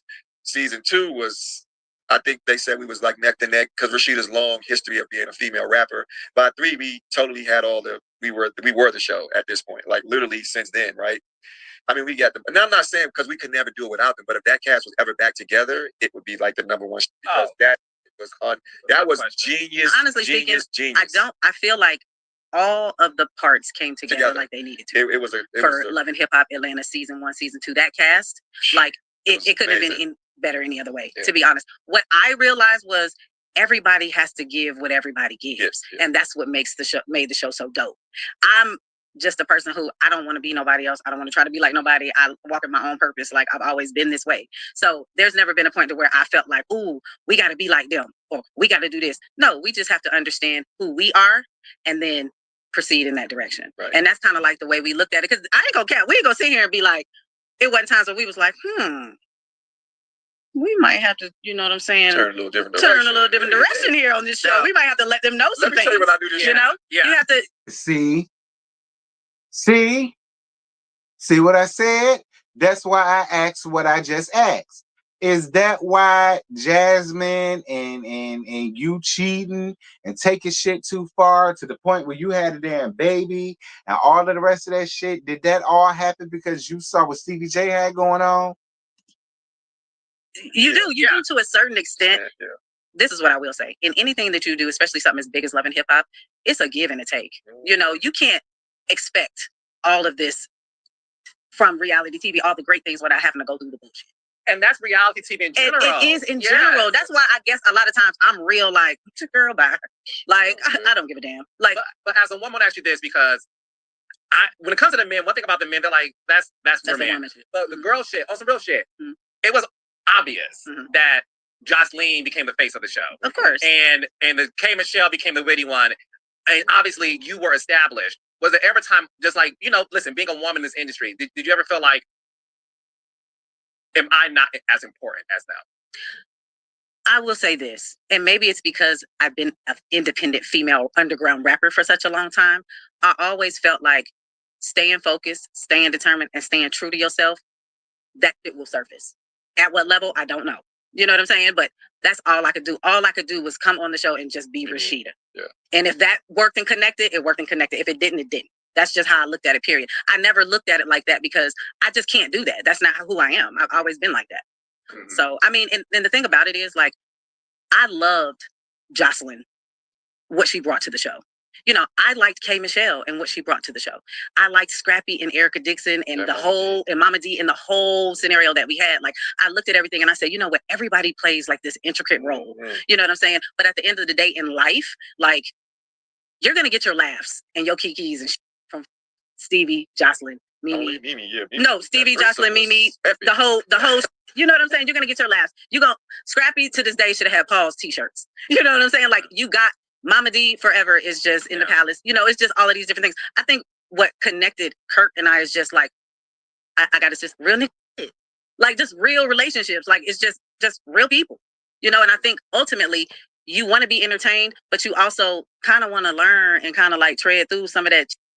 And I think that's what we brought. A lot of people question the validity of your storyline, right? Because they feel like in order to keep up with them, you had to create some fake shit. And I want you guys to address that. So I wasn't a part of the show when the storyline came out about infidelity in the marriage. Before Love and Hip Hop Atlanta, and I've been around you guys, and I'm just being honest, I've never seen anything but like, this man is infatuated with you. And when people don't see that. No, when I say that, this is before Love and Hip Hop, right? When they weren't like on TV, so a lot of people were in their faces. Like, we will all be like, me and my ex and y'all, like, we will all hang out, right? And I remember always catching Kurt staring at you in a very like admirable way, like you're his lady and he loves you. So when the storyline came out about infidelity, I'm like, not them.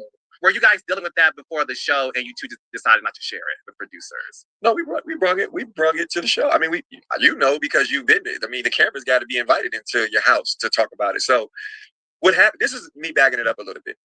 Rashida had just had Carter, and she can elaborate more into it. And you know, now keep in mind when we came on the show, we had been married already for 11 years, right? 11 years. So because I think 11 we did a 12 years.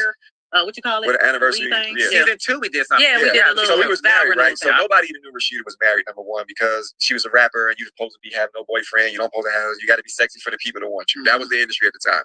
No kids, you don't supposed to do nothing, right? None of that. Anyway, this is the second kid. This is Carter, you know, and she gets pregnant. We couldn't wait. You know, Carter's coming and, you know, we had some bumps going through the pregnancy, but Carter comes and, you know, I'm happy as hell.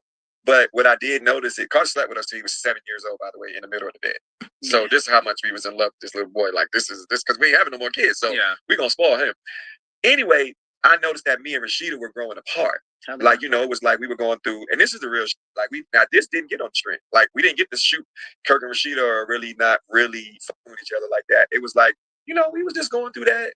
And I think it was just a point of us, like, because for me, I didn't know anything about like depression or postpartum and stuff like that after having a kid. Like, as a Black woman, that was not something that you even knew about, discussed, thought it pertained to you or anything like that.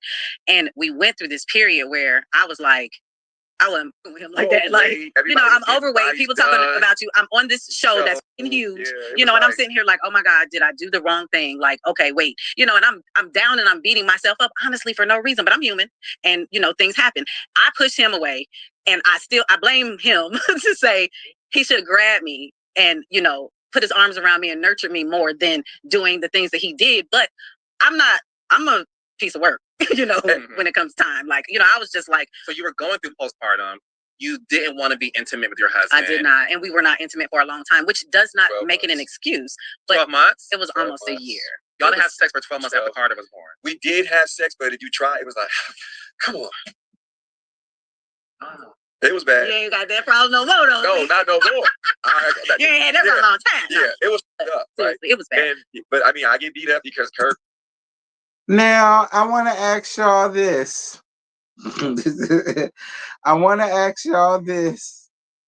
And I'm not trying to be whatever. I'm honestly asking. Do y'all believe this story? Do y'all believe that this is honestly what happened? Because let's be honest, in IRL, that can happen. You know, a woman has a baby, she's not feeling as sexy as she once did, so on and some such, blah, blah, blah, blah, blah. You know, the husband gets less interested and, you know, he goes out and do his own thing. You know, like, do y'all believe that's the case? And they're just now being honest about it? Or do y'all think that this is something that they came up with so that people can finally shut the hell up about it?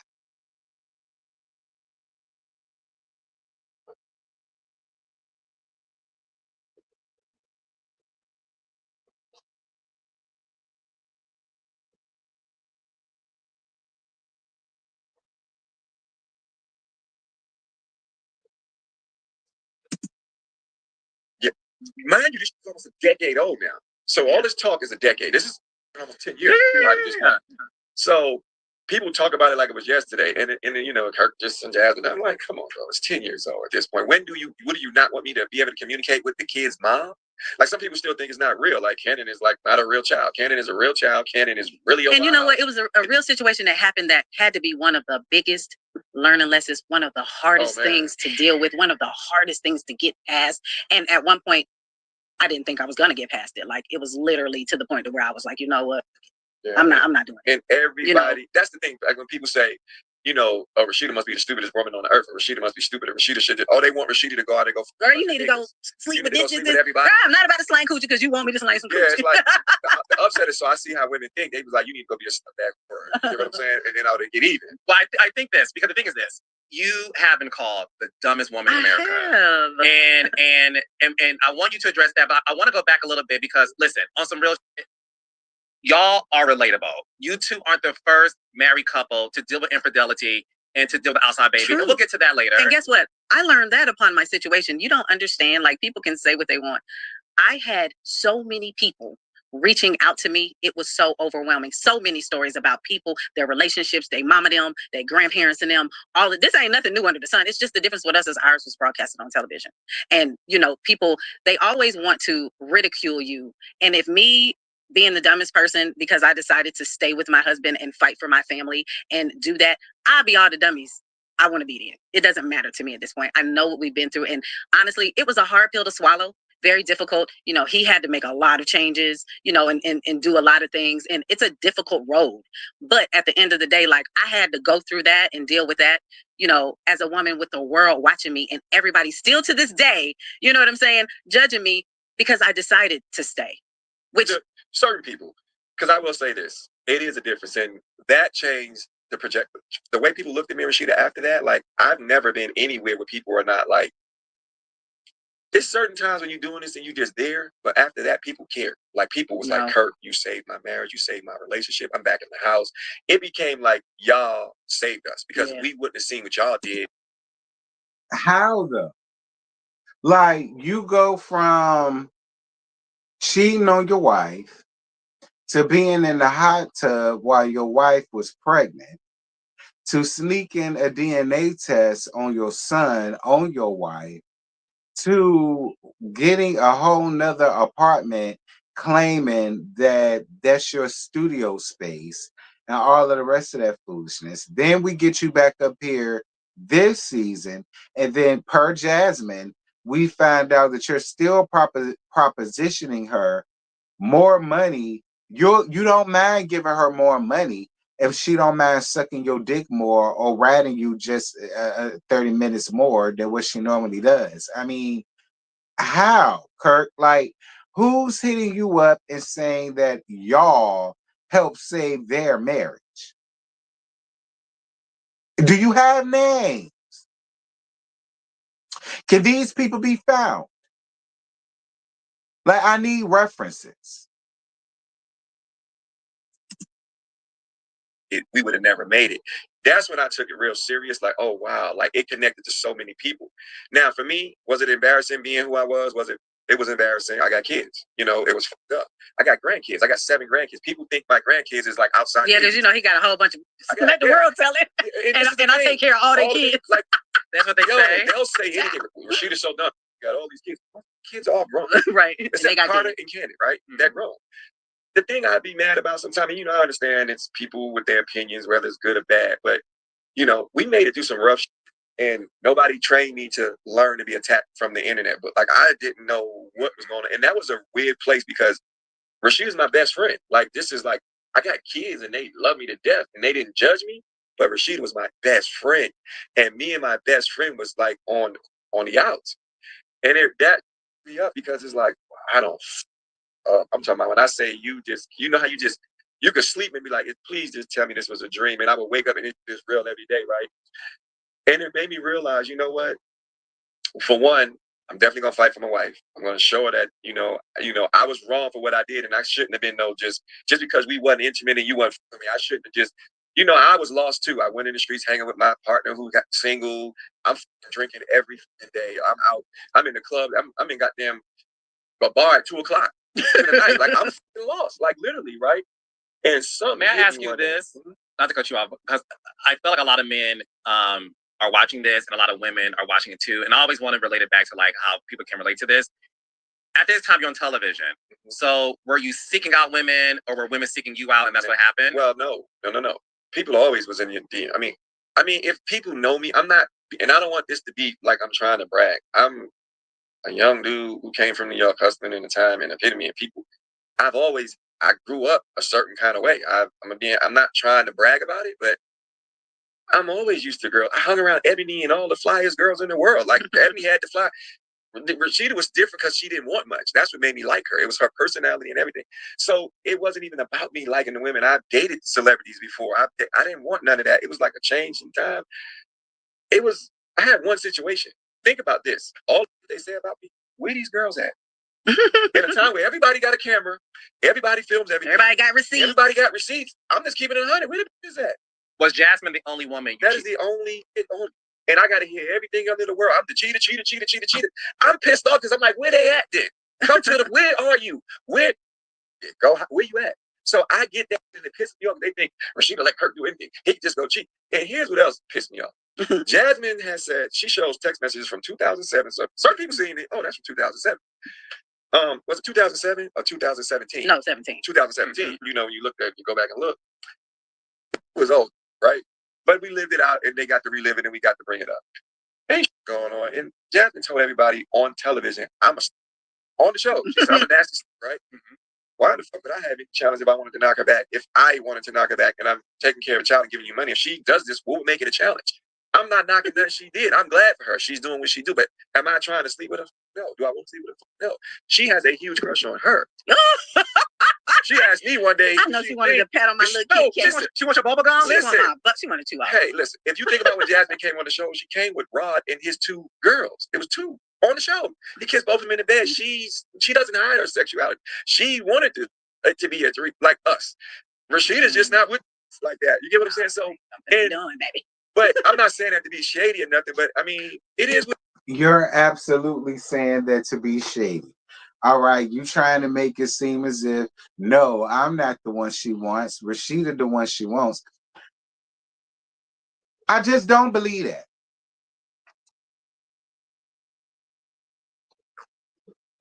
Now, don't get me wrong. I'm not saying I don't believe the fact whether or not she's a lesbian. She probably is a play lesbian. She probably is, but do I feel as though she's one for Rashida the prune juice? No, I don't. No, I don't. I don't feel like she was pining over your old asshole. I just don't feel that way. No shade. I'm just calling a thing a thing. I don't feel like that. I don't feel like that. What it is, I took it on the chin. She said what she said. There's other things she talk about, and I know a lot of stuff going on now that I have not revealed. I'm gonna stay at my place. You get what I'm saying with other people, but she's like she's been around Rashida. She told Rashida who she's talking to. a celebrity, and what he wants to do. She's not like a closed door like type of. She's not a hider, so she's going to expose what's going on. And I think that's the biggest thing for me because listen, we live in the real world and we live in Atlanta, and in some of our friend groups, there are couples who have. I'm not going to say open marriage. Yeah, but they swing and they do that. They do. Yeah, whatever. So I do think this. When it comes to you, and this is me on some real. I was shocked, floored, and in disbelief when I learned you stepped outside of your marriage, only because that's not the Kirk that I hung out with. And then after I was in shock on some real I love her so much because she's such a sweetheart that I was like, no woman deserves that. But for me, it was, I know how much he also is devoted to you. And when you learn not only he cheated on you, but they had a baby, there are comments saying, we've never seen you cry. Even Scrappy said that. But behind the scenes, like, oh, baby. How did it was tough. Talk us through, because I know you in real life, and I could not imagine the pain you must have felt. You know what I will say? I don't think a gun wound or like somebody stabbing me, you know what I'm saying? Like it has to equivalent to like a pain that you just can't explain. You know what I'm saying? And coming from someone who, this right here, like people say everything. We are freaking best friends, like end of story. Like it just is what it is. Confirm Kirk and Rashida, yep, you can keep running it. Rashida ain't never leaving. We're gonna always be good. We're gonna always be good. I knew I hurt her bad. I thought she was done with me, and I just want people to understand. I really thought we were done, right? But I knew I fucked up even more when we was on that reunion, and she broke down crying in front of everybody. Her mama hugged her, and she was like, "It's gonna be all right, baby." I said to myself, these women are going. I was so mad at her, but it was her emotions and breakdown because we friends. I'm like, she just killed me. Because what I will say is like I felt like, because doing television, they show all these little small parts and all these little pieces. They never ever came in to really, really ask me or really, kind of go through or film me going through what I really went through. I went through a lot of shit by myself. And besides my friends checking on me, I'm talking about, I'm not answering the phone. My friends is pulling up like, doorbell.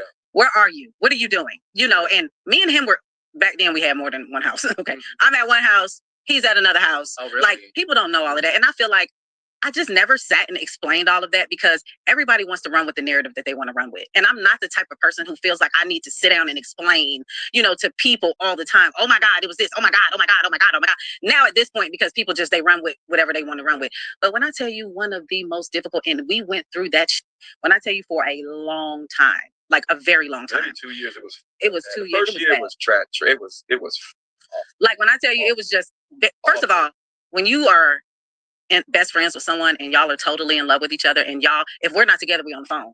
You know what I'm saying? So when that right there is like done and over with, and you're moving totally different than you've been moving for the last 10, 15 years. You know what I'm saying? That alone was a lot. I had to come to realize though, like I could not allow the public to get into my head, because had I done that, I would probably be in a whole different place at this point. I want to continue there. You're on at that time. Love and Hip Hop Atlanta arguably is the biggest reality show in the world. Yeah. So what I always thought was funny is because back in the day we all hung out. I remember it was like this funny, friendly competition between you and Candy, because Housewives of Atlanta was number one. And the Love and Hip Hop Atlanta came out. Y'all was like, I got hey, what you want to do? It was like this funny, friendly thing. So it was that show was huge. And people talk about Wendy Williams making the decision to leave her marriage based upon that as an example. And I watched that, and you know what I said, and I definitely want to make this clear. Like, Wendy allowed her husband a lot of freedoms. She allowed him to have another place. You know what I'm saying? And this is just me watching as a consumer. What you finna say? No, I'm thinking like, is that the difference? Because you're not the first woman. This is the thing. I love Fun Shade. I think Fun Shade is funny. You two have a sense of humor, right? When people say things like, Rashida, Kirk is trying to leave you, but you won't let him. Oh, well, wait, Kirk, blink two times if you need some help. Yeah, like, Rashida, Kirk wants to leave. Like, nigga, bye. Like, let us let cheat in peace. So, like, but I also know some real and this is nobody's fault. When you are a public figure and you have the world saying to you, leave this man, leave him. How are you able to drown out the noise, to really pay attention to what you were going through as a wife and a mother? Yeah, it was so tough. Like, people, they talked on it now, but they have no idea like how heavy that was. Like, it was so heavy that it was like, there was times where I don't think I even came from out of the bed for like a long time. I would say a week, like it was really hard. I I had conversations with people who were close to me. You know what I'm saying? All of my friends and the people who really love me, none of them ever told me, leave your husband. None of my family members did, and I was disappointed. Yeah, some family members did. I was like, you know, and all of that. But all I could do. Well, go ahead. Kirk, I understand. you know, look, the thing for me is this. I understand that it's not popular. And I'm going to keep it a buck. Please do. It's not popular in our community for a Black man to cheat on his Black queen. And I understand it, and I get it, and it's wrong, and it's unnecessary. Wrong and unnecessary things happen in this world, right? We have Jay-Z, Beyonce dealing with infidelity, and they were able to deal with it in their own way. There were women who dealt with their husbands having a break baby or a baby outside their marriage, and they stayed. What I always was confused about is why the two of you seem to be the poster couple for you guys are not couple goals. I'm confused by that. I am too. Because for me, if I'm going to look at someone's relationship or someone's marriage or, you know, look for anything, I want to know what you've been through. I want to understand it because we've been married 25 years. It ain't always great. Like, it gets real out here. I think so many people for so many years in Atlanta, like you hear people say, if Kirk and Rashida can't make it, then I know we can't make it. Yeah. We became like such a couple, and it was like never no wrong. We were like the goal, and when I like it made a lot of people were sad, a lot of people were disappointed, and I was disappointed myself. Like I said, I'll never act like I wasn't disappointed in myself, right? But when people see people in the comments like, oh, this is my couple goal, this is I can't wait, people get mad because they only know, oh, well, he just had a baby, and that's all they see. Like, because they don't see all the other years and years and years of all this great life that we've had. Yeah, right. You know, and I also think in their defense, right. They haven't seen the work you've done right. to win back her trust. In their defense, because it wasn't displayed. No, it wasn't. And I think that, and nothing to throw no shade to nobody, but sometimes people often think that that part is not entertaining enough. You know what I mean? Yeah. So at the end of the day, you know, we can only do what we can do. You know what I mean? Yeah. How were you able to forgive your husband for having a baby on you and you ultimately having to be around that for the rest of your life? Very difficult. I'm gonna be honest with you, man. Listen, I had so many conversations with the Lord. It was by the Lord himself that just really pulled me through. Like, and my kids, like, just being honest, like, and my friends who, they were very, very supportive, you know, to a certain extent, but it still was like, no, I have to figure this out for me. What's going to make me happy? And then if we dismantle, we dismantle. We can chop all this up. We got a lot of shit. We're going to be fair. We're going to be admirable with each other because that's just how we are. You know what I'm saying? It's not going to be no big, messy divorce, you know, because I had the paperwork. It was sitting on my desk. Like, it was right there. And, you know, I sat there with it there for a good little minute, you know, and one day I just said, you know, I mean, he just did so many different things to really try to win me back. Because one thing about me is, like, I'm a Gemini. So when you hurt me, I can cut you off. And I cut him so cold, he's never seen that side of me in his life. And I can't speak for you, but I know it didn't feel good, you know, but I didn't feel good. So he had to. I mean, I don't know. I had a Gemini hurt me one time before. Y'all want to know who that Gemini was? I bet y'all can guess.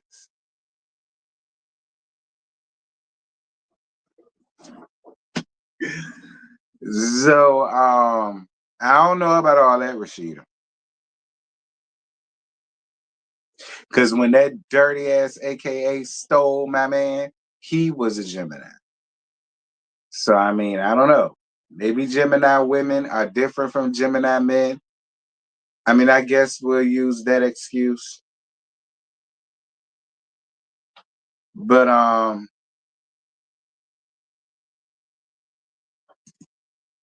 feel what I felt, you know, and I couldn't really do that. But after a while, you know, I had to pray on it. Like, for real, I prayed and prayed and prayed, and I asked the Lord to lead me. I will not be led by man or woman. You know what I'm saying? I was led by God. And if I got to be done for that, then I'll take all them L's. It's fine. My children, I remember Kai coming to me and saying, Ma, I know Dad messed up. But if we no longer a family, like, what are we all going to do? Like, we're a family. We make it through anything. And just listening to him talking, he said a whole lot of other different things as just like a teenager. You know what I'm saying? Living through this, and my kids dealing with it in high school. You know, people don't even get the gist. You know what I'm saying? But, that's one part besides me just with the Lord with it.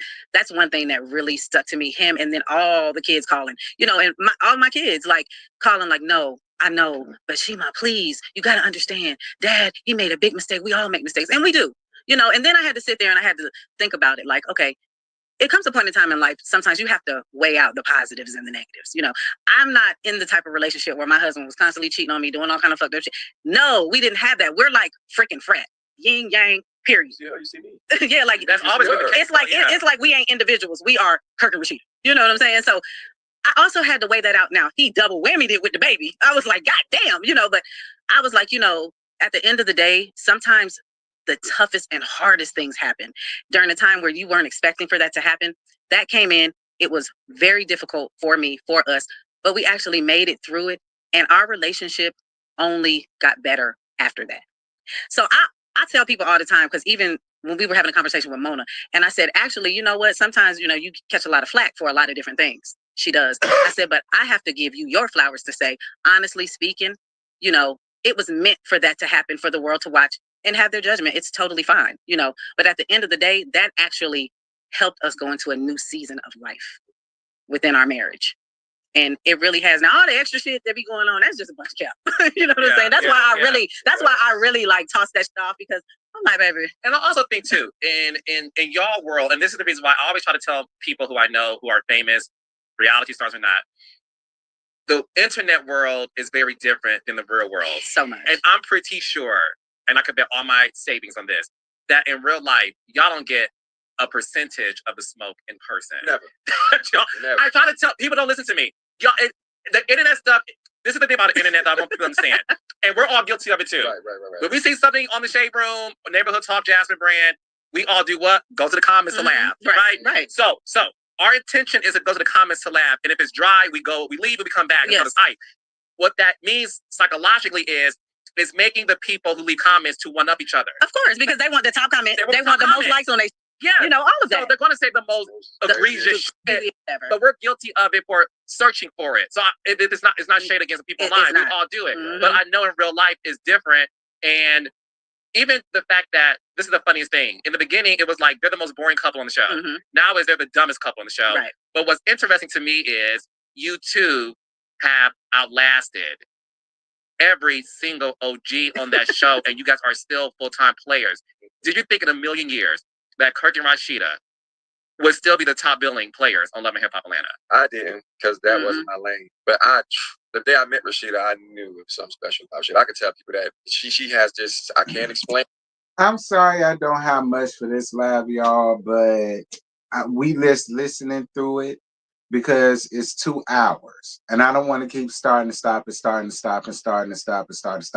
bitch 2 hours, all right? So I stop when I feel like it's something that I should talk about, and then I don't when I don't, all right? Because it's 2 hours, like... But she has something about her that's different. So I knew that in the beginning. But on the show that I think we would be where we at, no, not in a million years. I would have never thought that. You know what? That's never been in our mindset. Yeah. We just go and just be us and do what we do. It also wasn't, one thing that I will say though too, is it also wasn't something that we thought would happen when everything happened with our marriage. It changed an entire demographic of ratings for Love and Hip Hop to a level that they weren't even expecting. So although people, they want to ridicule you, but they're tuning in because it hits a real place, as much as they don't want to admit it. You know what I mean? I want to say something to that too, because they sat me down because I was like, you're talking about off that phone. They had to explain to me that it's a business here too, right? That when you see something happen, like say something happens and you hit the Shade Room, right? If they go there and there's 0 comments, then there's 0 algorithm, there's 0 movement, there's 0 relevancy in there.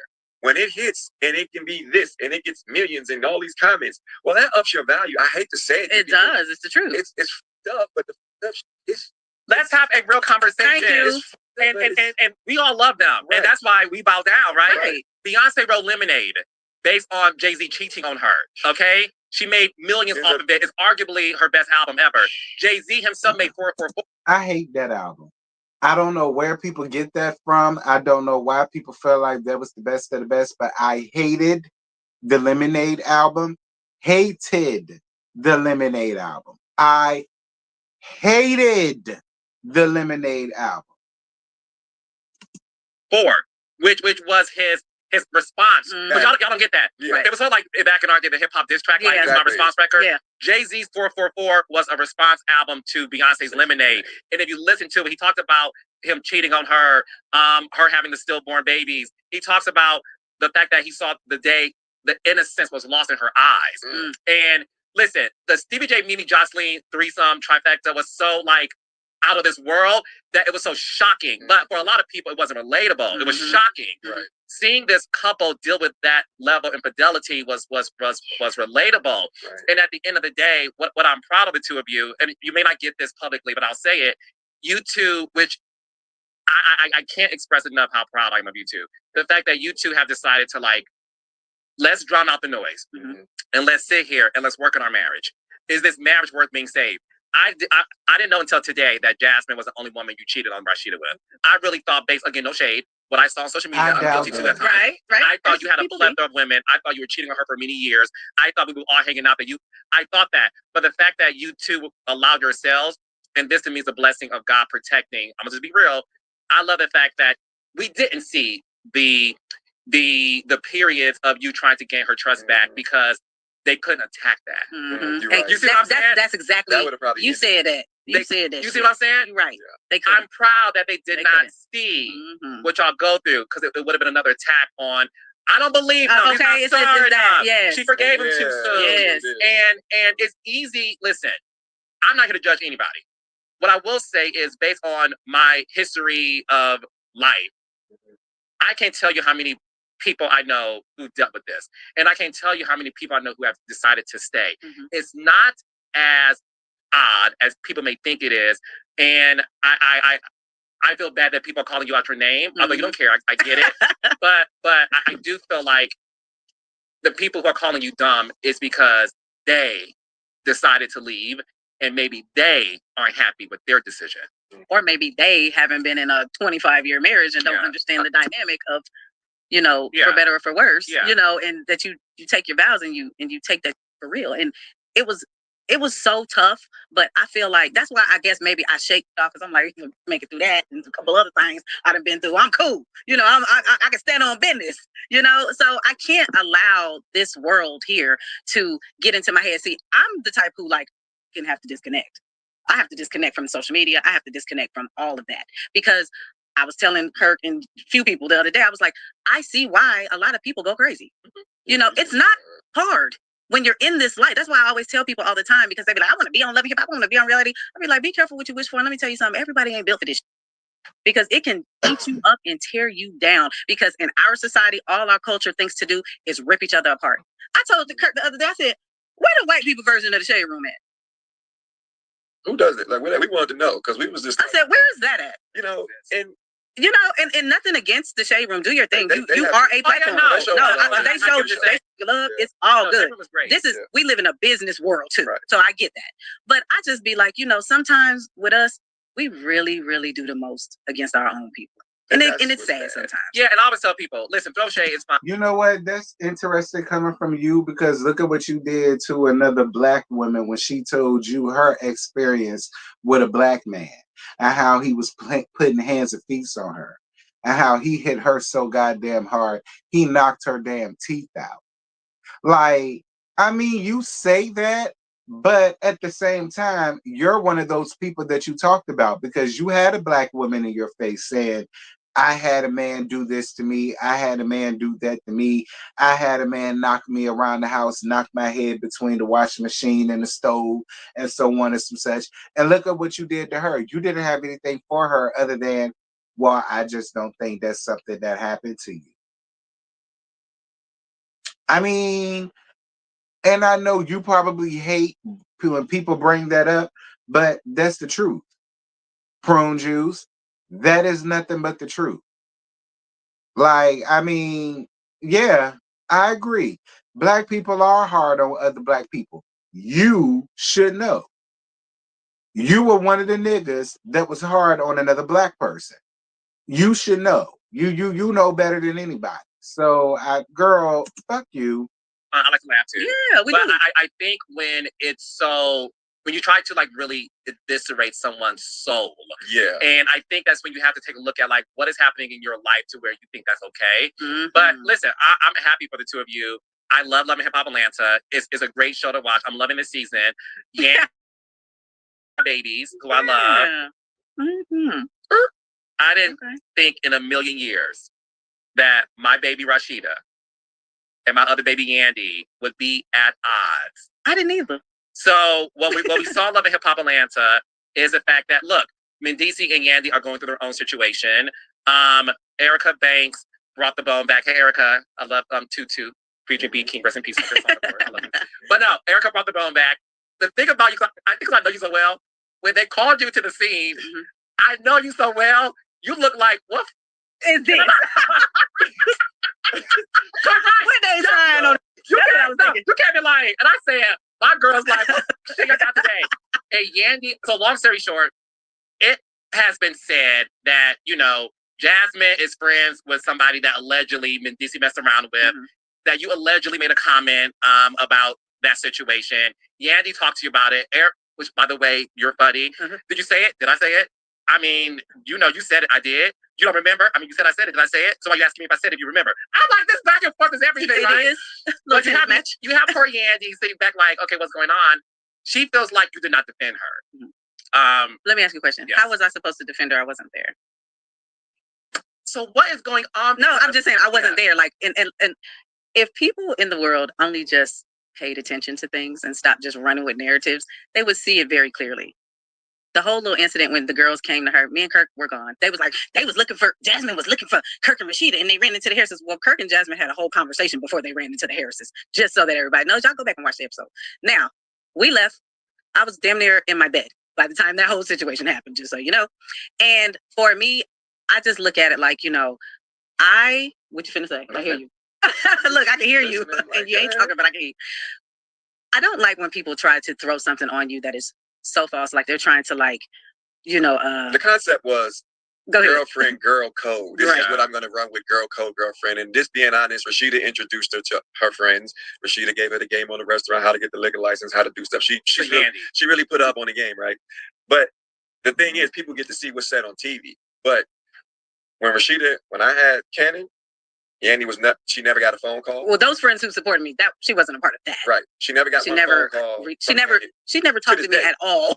So from then to now, she's never checked on her during that situation, and you can speak on it.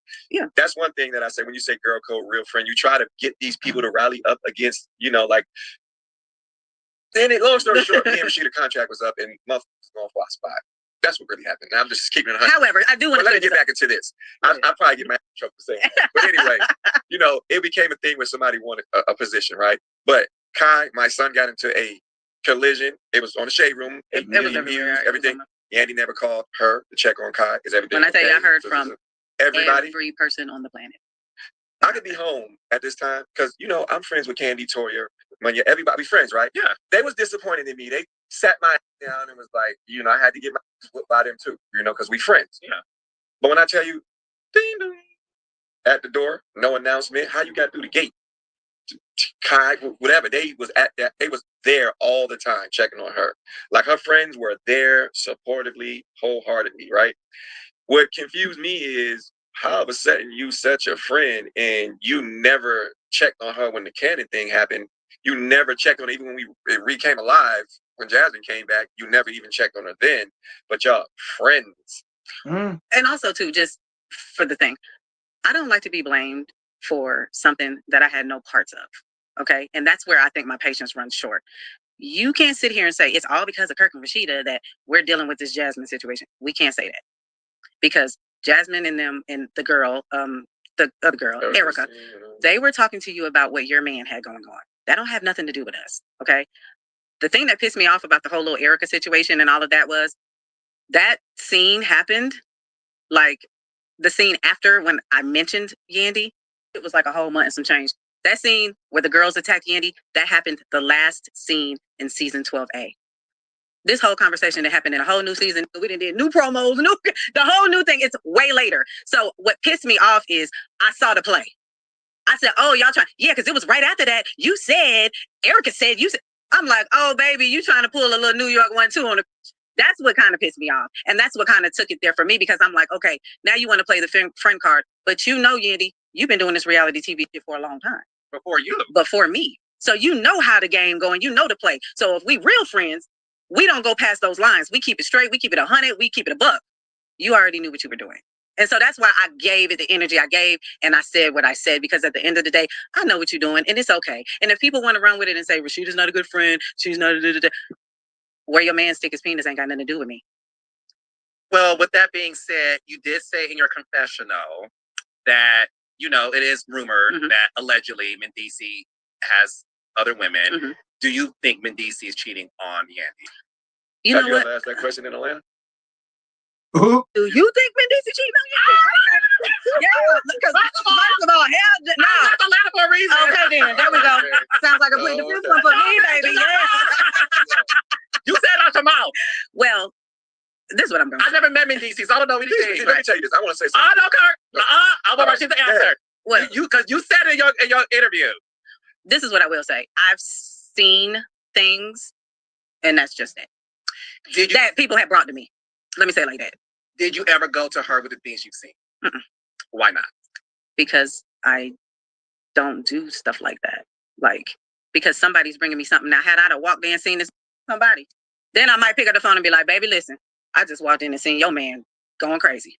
You better get your ass here before I whip his ass. The things you seen were just like rumors. Just look at people saying that V-Day receipts, that they have. But I'm really not that girl, though. I'm not sitting here running around doing this and doing that. But also, too, I feel like this. Me and Yandy have not had that type of relationship. We don't talk about our husbands. And I know people see the television side of things, and we are in the same friend circles. But there's levels to friendships. And that's the thing.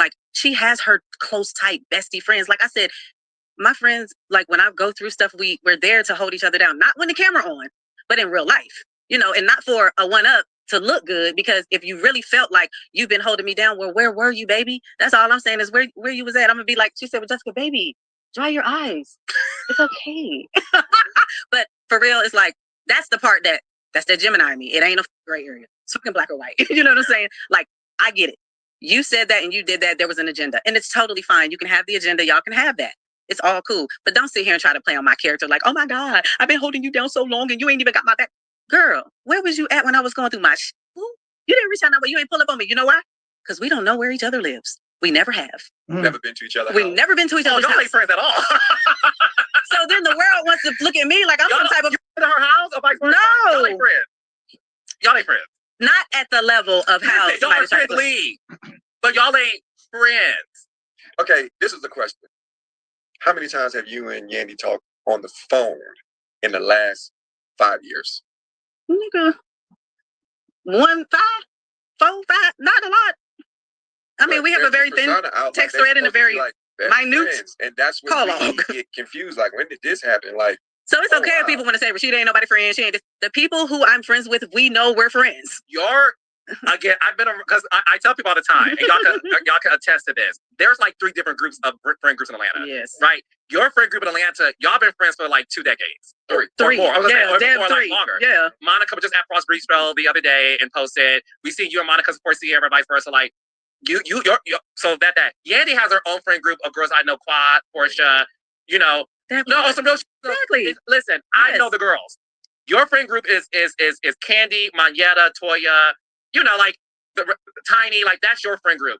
From my understanding, Yandy's friend group is Portia, Quad, and some other girls. Ami. Yeah. Mm-hmm. So and her New York friends. Yeah, exactly. So when I saw the scene, I see 2 women who I know very well. And I as a producer, just me being real, I took it as, okay, we TV friends, right? And if that's the conversation, that's fine. But I never once took it as you're a bad friend, and I never once took it Yandy was trying something. But I want to ask this to you, Kirk. Do you feel like Yandy and Mendici are trying to come for y'all spot on the show? Well, me and Mendici had a call, and there was a rumor going on. I had. They consider us some of the best business partners because we don't bother nobody. I don't pick up the phone and call Mona when she was running it heavy, and I damn sure don't pick up the phone and call LaShawn and bother her now with her controlling it, right? Shout out to LB. Yeah, shout out to LB. You know, LB, the big dog. Nobody knows that. You know. No, hi, LaShawn Brownie. Yeah, we know LaShawn. Pulled out the whole fool. Hey, LaShawn It's all Brownie. good. It's all good. Yes. So She's amazing. She's a She's real the one though. Yeah. She checked on Rashida. You know, it was Yes. times I'm just being back. She came to the store to look at Rashida in her eyes and wanted to tell her so bad. Like, are you good? So Sean was checking. Yeah, yeah. Right? But back to that. I kind of feel like Mendici is first of all, he's from Harlem. Right. I'm from Harlem. I've been in Atlanta since '88 though, so I'm from Atlanta as well. Like I got a lot of Atlanta roots, right?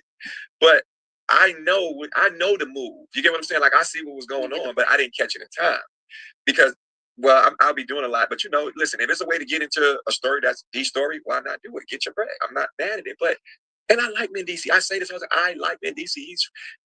I bigged him up. I'm not in it. But we was on the phone one day, you know, and producers had a little something that Rashida don't like a producer on the show, right? So he does spiteful shit to Rashida, and I had to check and say, listen, you about Who's the producer? Who's the producer that's doing shady shit to Rashida on the show that do not like her ass? Who's the producer? See, if y'all gonna get up here and spill tea. Who the producer? Say a name. I would love to know who this producer is so I can shake his hand. I'm telling the people, he do it again. I'm a fuck up. Like, cause you playing, you thinking it's a joke, and I'm trying to let you know I don't rap like that. I keep it 100. I don't. So with me and Mendici, we good. We talking. And he told me, he's like, listen, man, what had happened is it was a play. It didn't go the right way. But he told me on the phone, just straight up and down. You just gonna have to take it on the chin. Yo, no, I know you wanted to go out. I know you wanted to go out on top. Cause I said, well, I'm glad it's being Rashida's last month. I'm glad. I was just venting. To your point. I'm trying to negotiate. I want them to give me some more money. I'm trying to raise my pay. So I said the wrong stuff. Y'all keep it real. You know what I'm saying? So motherfuckers, they thinking we leaving. So motherfuckers is challenging the position. All I'm saying is like, so here's the thing. He told me, you're going to have to take it on the chin. And I was like, what? You know who you're talking to? Oh, okay. So you want to, so it was like, we dated friendly competition, basically. Me and him started spatting over certain things. I started saying slick, I should have said, you know what I'm saying? But you were saying slick too. So I'm like, are we doing that then? If that's what you want to do, then this is what we're doing. So, we start throwing jabs. There's more to come. We start throwing jabs at each other, but not like disrespectful. Yeah. You know what I'm saying? We just saying little shady shit. Now, here's the thing. You in Atlanta, we in Atlanta. I have friends that I love who do certain things in their marriage and relationship. I don't judge them. I love them. I don't care. If you doing what you're doing, do what you do. I just feel like they held back some information from us that they should have told us. And that's me keeping it 100. In terms of like things they knew about you guys or just what they were going through. Go to Vegas and look up being Rashida marriage certificate. Well, no, not in terms of us, because one thing I do have to say is me and Kurt been as transparent as you can get. We put this out there. Like, I dealt with and I said this, and I'm getting it because I don't care where he put his private. It's his, right? It's me keeping it 100. But when you start saying slick, like, well, I'm the only one on the show who ain't had a baby. You don't have all these goddamn baby mamas coming for you. I'm just keeping it 100. But none of this is stuff that happened on the show, right? Yeah. But I really feel like, for me, number one, what's happening for Mendici and Yandy, for Atlanta to like you, it needs to happen because they funny down here anyway. Atlanta is funny. You are getting some new traction, right? So I'm gonna give you props. That's the Harlem. He's smart. I got to give him credit when credit is due, and I got to give her credit because they attacked us in a way where now they're into it with Kirk and Rashida. And that's where I was like, I applaud you for that one. You did your big one, right? But I do think on No Shade, I'm like, bro, I've been to 2 weddings. For me to find out you motherfuckers really ain't married, that took me for a loop. Are Yandy and Mendici legally not married? There's no marriage certificate. Those were weddings. Between us girls, Rashida, is that true? Listen, this is what I would take. But the people came into my comments and said that Rashida showed up to Trash Can Yan's wedding. A marriage certificate is a legal document and a public document that you can pull up and go get right now. That's what I would tell you. So when he said take it on the chin, that's chess for me. It's like checkmate. You trying to get in a position that I currently hold. I'm like, you just hold up. So I'm like, this is a married thing right here, because you got to get there only by being a couple, right? So that was like break number 1. But if y'all got an open relationship, just say it. Instead of us thinking you cheating, because he's really not cheating if it's not what we think. Listen, I'm not disrespecting him because I with him. But really? No, I really do. No, and I'm just saying if it's something different, I think just say that. Do you think Yandy and Mendici have an open relationship? It's something they're not telling the world, bro. I agree. It's something they're not telling the world. I respect. I'm sorry, that was my mama. Okay, cool. I do. You. Okay, like I said, I do have respect for him in DC though. He's a cool dude. You know, he's a smart dude too though. He laid back, but he cutting. For me, it's just don't try to deflect and make it seem like it's us who's doing this to y'all. We don't have nothing to do with that. Okay. And then secondly, like I just say, you know, at some point, maybe living in your truth is probably a better option. And that's just what I'm gonna say. I aired my truth on the show. I've been taking the beating since, you know. You still are taking no, the beating. They're gonna take them out. They ain't gonna let that live. Decade, right? I say all the time. I thank God for giving me the strength to take those attacks that I had to take. Because had I not had to train Rashida when she was rapping a lot to learn how to dust off stuff, man, I'd have been standing at the edge of a roof ready to jump the way they was attacking me. You know, I would post my apple pie from Houston's or something like that, and they was like, I hope you choke on it and die. It was rough. Yeah, they were mad at me for like something that happened, and I'm like, you know, I've apologized 100 times. I'm sorry for what it was disrespectful for me because I hold myself accountable too because I didn't just I held myself to a standard, and I dropped the ball, which was disappointing for me. Yeah. So it made me realize, you know what? Kids looking up to me, my grandkids, this and that, they got to go to school. Yaya, which they call me Yaya, by the way. They're like, what you doing? Yaya, you going to fuck the family? Because to have the conversation and sit your kids down to tell them, like, did you guys have to do that before the show aired just to give them a heads up, or were they?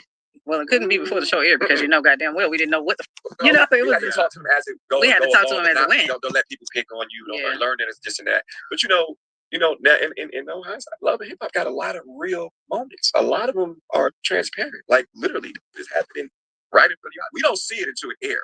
We don't even know what people about to talk about. We don't know what's coming on. You know, when me and DC was spatting back and forth, which y'all getting to watch now. I mean, shit, we was on the phone less than a week ago talking about some cars and some other shit. So it's like, you know, I think the guys, we're mature. We understand that what age we are. We're not trying to act like we in elementary school. But you know, like, yo, you said something, you know. Melanie, we are working on you back. I come from a challenge. My bad, y'all. My phone down. In my mind, I'm number one. I know how to be number one. In my subtle way, I'm a number one dude, right? So when you challenge me like that, I had to give it back to you. You get what I'm saying? Oh, you want this? You think you really ready to taste it? All right, that's what you want to do? And I asked him, because I don't want to do this with you. Said it like 4 or 5 times in front of him and Yandy. I don't want to do this, y'all sure? And that's how we got where we at. So now that we're watching the season, listen, bravo. I said this to Scrap and Erica and Diamond and Bambi and Mama D, and I'll say this to the two of you. I am falling back in love with the show. Because I did feel at one point it went through this weird transition where it was like, who are you people? I don't get this, whatever.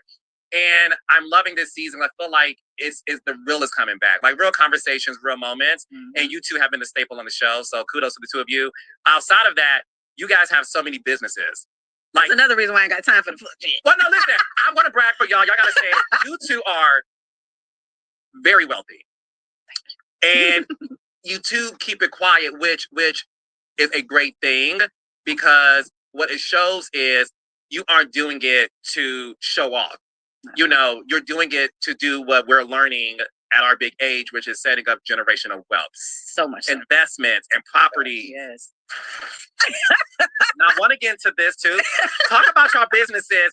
And are one of these keys my late birthday gift? So I just, like, I mean, is it the Audi? Is it the Lamborghini? Is it the Mercedes? Like, what the fuck? Like, that's only, I have 20 cars. That's only 6 of the keys. So I got 20 cars. You have 6 of those, like. What does a person need with 20 cars? You're one person. What do you need with 20? That's what I mean by niggas buying shit just to buy. Like, what that gives me, Kirk, is you was bored. You was bored. You ain't had nothing to do one day, and you was just like, fuck it, I'm gonna buy something.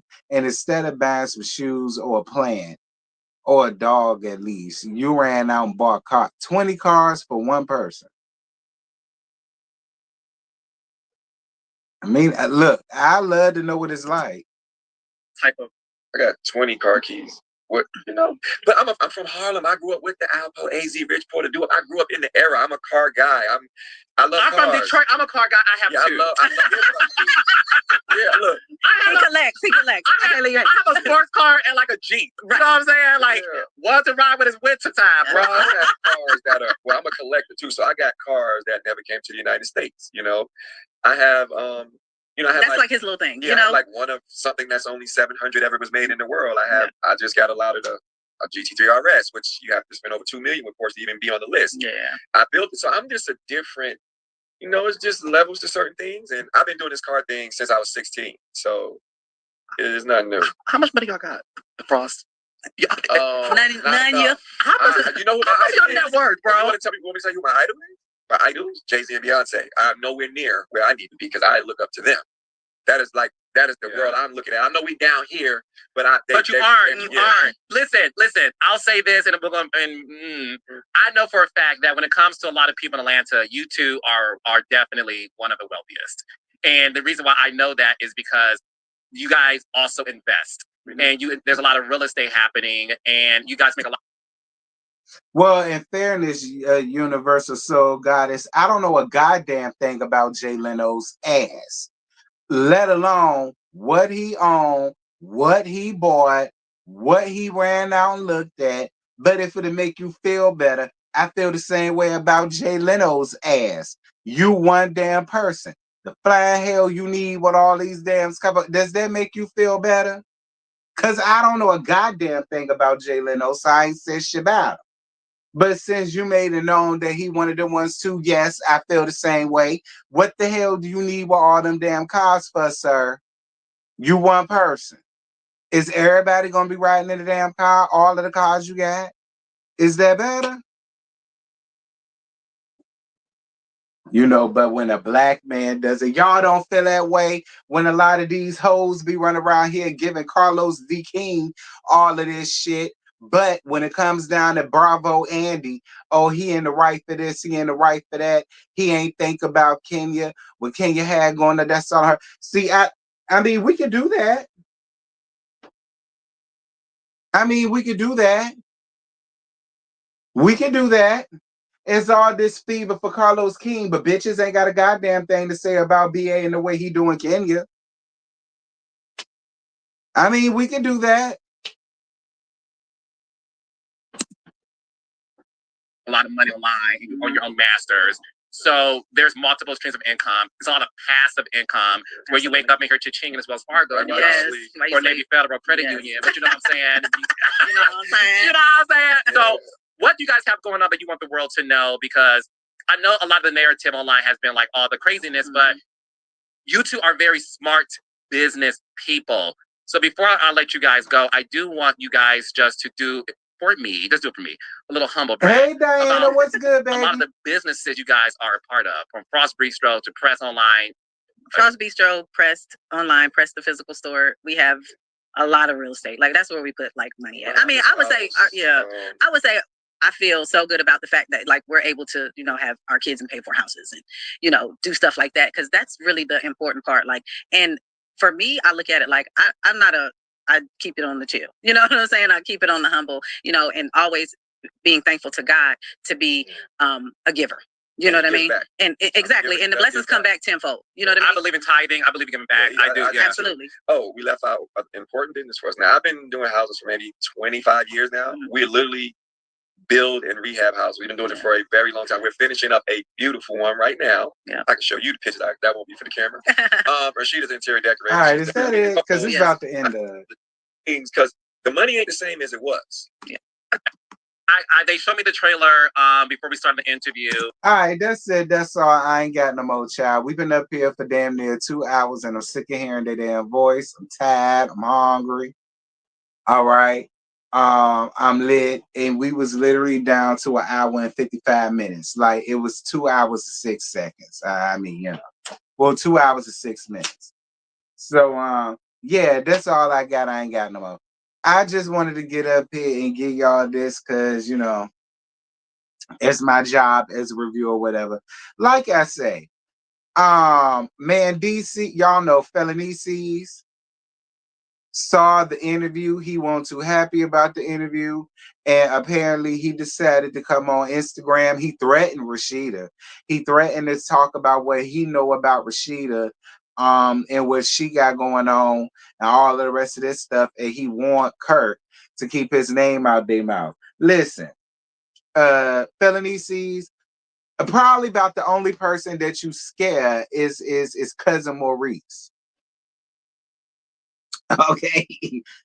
Probably about the only person that you scaring around there is cousin Maurice. And for those of you guys who don't remember cousin Maurice, go back to season 3. Was it season 3 of Love and Hip Hop Atlanta? I mean, Love and Hip Hop New York. When Yandy was doing she was on her body positivity kick, and she started training with cousin Maurice that played for the Jets, I believe it was. And y'all remember how he got pissed about them pictures, and then he damn near whooped his ass by grabbing him up on that treadmill. That's probably about the only person that you scared, man, DC. All right, because I just don't think that you scaring Kirk like that. Like, you from New York and he from Harlem. I don't think you're scaring him. Okay. I don't think you scaring him. Felony sees. All right. So get the hell up out your bag. That's your wife's fault for running around here trying to take up for a bitch that you know, that's what happens. See, I be telling y'all about people like that. You be going out here sticking your neck out for these people. And then when the time comes for them to like have your back in their way, they don't ever do it. That's just how I feel about that situation. Like, felony sees. But again, felony sees, y'all didn't have much of a storyline either. So go on ahead and just let this play out. Go on ahead and let this play out. I mean, y'all here. Go on ahead and let it play out because y'all ain't have a goddamn thing going on. Y'all didn't have anything to offer to the season in a long time. So that's really all I got about that. Like I say, y'all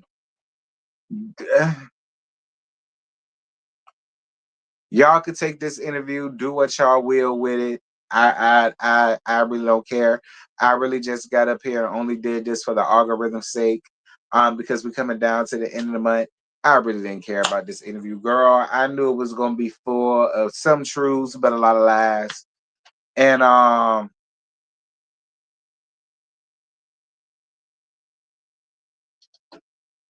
that's just how I feel. But y'all jump down in the comments. Y'all let me know what y'all thought about the situation because my phone died, my laptop died, my food finna come. I need to eat some because I ain't ate nothing since about 9 o'clock. I had these shots with damn what you call it. So yeah. But I will see you guys tonight over on Scotty's channel for the chasing panel. Y'all know chasing is tonight. So I'll see y'all around there around 9ish. 9:15-ish, 9:30-ish, somewhere around that time. Y'all be on the lookout for it. And yeah. Hey Earl. I'll holler at y'all then, child. Hopefully I'll see y'all tonight. And if not, well then I guess I'll see y'all tomorrow night for the Never Ever Mets live. All right, be sure to be here tomorrow night for the Never Ever Mets live tomorrow night at 9:15 because I believe the show comes on at 8. So I'm gonna get those out to y'all on Friday nights at 9:15. So make sure that y'all are there for that. Also, Scotty's gonna be in Atlanta during the weekend, so I'm gonna be going live for Roa at 9:15. All right. I'm gonna be going live for Roa at 9:15 this Sunday night because Scotty's gonna be in Atlanta. So it's not gonna be on Monday at 11:15. It's gonna be Sunday night at 9:15 directly after the episode. So I think that's the only change. Other than that, it's still gonna be Love and Marriage Detroit Saturday night at 9:15. And Love at the Lockup. I'm gonna get that to y'all Monday morning at 11:15. That's gonna take the place of Roa, since I'm doing Roa at 9:15 on Sunday night. All right. So with that having been said, that's it. That's all. I ain't got no more. And I'll holler at y'all soon, Gert. Bye.